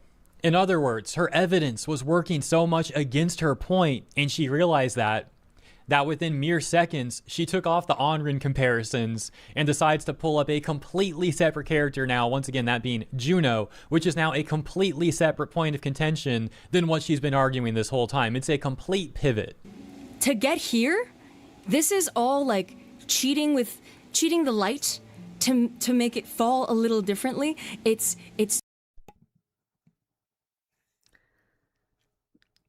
Yes, in real life, that's how it works. Correct. Cheating the light to make things fall differently. That's how makeup works. That's how photography works. This is a flat image of a video game character. That's not how it works. Painting features in different spots and just tweaking the slightest proportions on things, but it's so very subtle. But why do voice actors feel the need to stream? They're not good at, like, Literally nothing that she has said has felt anything but performative. I don't even know how this thing can be a voice actor if this is the best it can do at acting. It feels so fucking fake, dude. It does so much. So let's go through the things that I notice on first glance, right? And now to top it off, she completely contradicts her prior claims. Like a minute ago, 2 minutes ago maybe, she was saying, "It's such an extreme change, guys, right?" To which I responded saying, "No, it's not, it's subtle." And now, a minute or two later, and she's the one saying it's subtle. She's completely contradicting her point that happened an extremely short time ago. But how's the Overwatch community on Twitter doing? Let's take a look. Well, some of them are not happy at all with this change. For example, this tweet that got 4,800 likes that responds to the news posting. Again, I don't like giving Blizzard credit. I don't. But when you look at these two side to side, it's hard not to be like, you know what? Little tip of the hat to Blizzard, you did it. Because ain't nobody want that fugly troglodyte on the right to be in your game. Ain't nobody want that fugly troglodyte on the right to be in your game.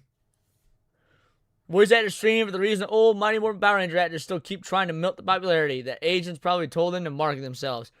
Well, I was being rhetorical and whatnot when I asked the question, but I appreciate it.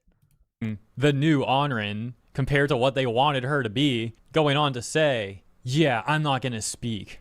Whatever." Other users having a bit of duality, responding to the official news. For example, the one in the middle saying she looks fire, thank you for listening. But others saying that they wish that Blizzard did a bit more with her nose, though. And she does look better, but I feel like they forgot about her nose. It's the final thing that would tie this together. Overall, why do they even want her to have a bigger nose? These are lefties. They hate Israel. They hate Jews. Just to be fair, might be one of the few things the left is correct about, but that's neither here nor there. The point is, that doesn't make logical sense. On Reddit, we can see this user got -7 downvotes for saying her nose should be hookier. But then this person gets 7 upvotes agreeing with that person. And on run so far away. Thank you, Divina. Well done. Saying, yeah, like in the anime, it makes her look more regal. I liked it. Makes her look more regal?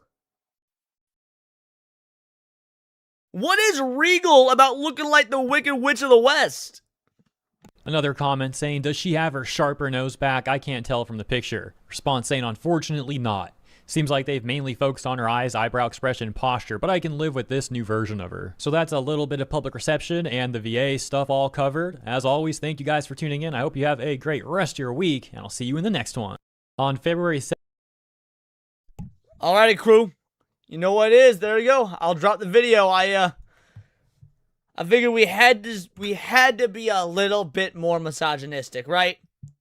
Little bit more misogynist. We couldn't end with Rachel Wilson. We had to go all in and finish out with our misogyny. And I think we accomplished that today. I do. I think that the misogyny stream did go over well. You know, maybe we'll do another one someday. There's no shortage of women to hate out there, but there's also politicians to hate, and there's also video games to hate, and people in the anime industry to hate. A whole lot of hate, honestly. Like, whole lot of hate. Before we misclick, change your dislikes to likes. If I got dislikes, that's good, baby. If I got dislikes, that's good. Haters mean you doing it right. Haters mean you doing it right. And besides, it's all the same. It's all engagement to me. But guys, I'm going to end a little bit early today. We did a whole lot of misogyny. It was great, but I need to get editing done. If I want my video, because I got a banger video coming out, hopefully tomorrow, but it's going to require so much more fucking editing. I am getting roughly 1 minute of like the video's like 13 minutes long.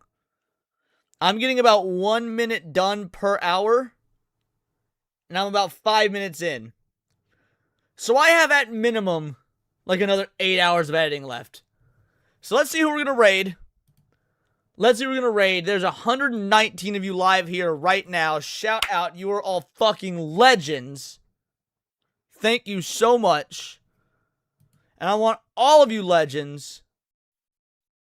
You know what? We've been raiding Mia a lot lately. We've been raiding Mia a lot. Let's raid Will of the Fans. Let's raid my boy Will of the Fans. We've been raiding Mia a lot. And I love Mia. She's great. But let's give my boy Will of the Fans a raid. I want y'all to type in Vital Idol Raid. You'll love to see it. Vital Idol Raid in his comments. For those of you that donated, thank you so much. It means the absolute world to me. I get to have the greatest job in the world just because of you.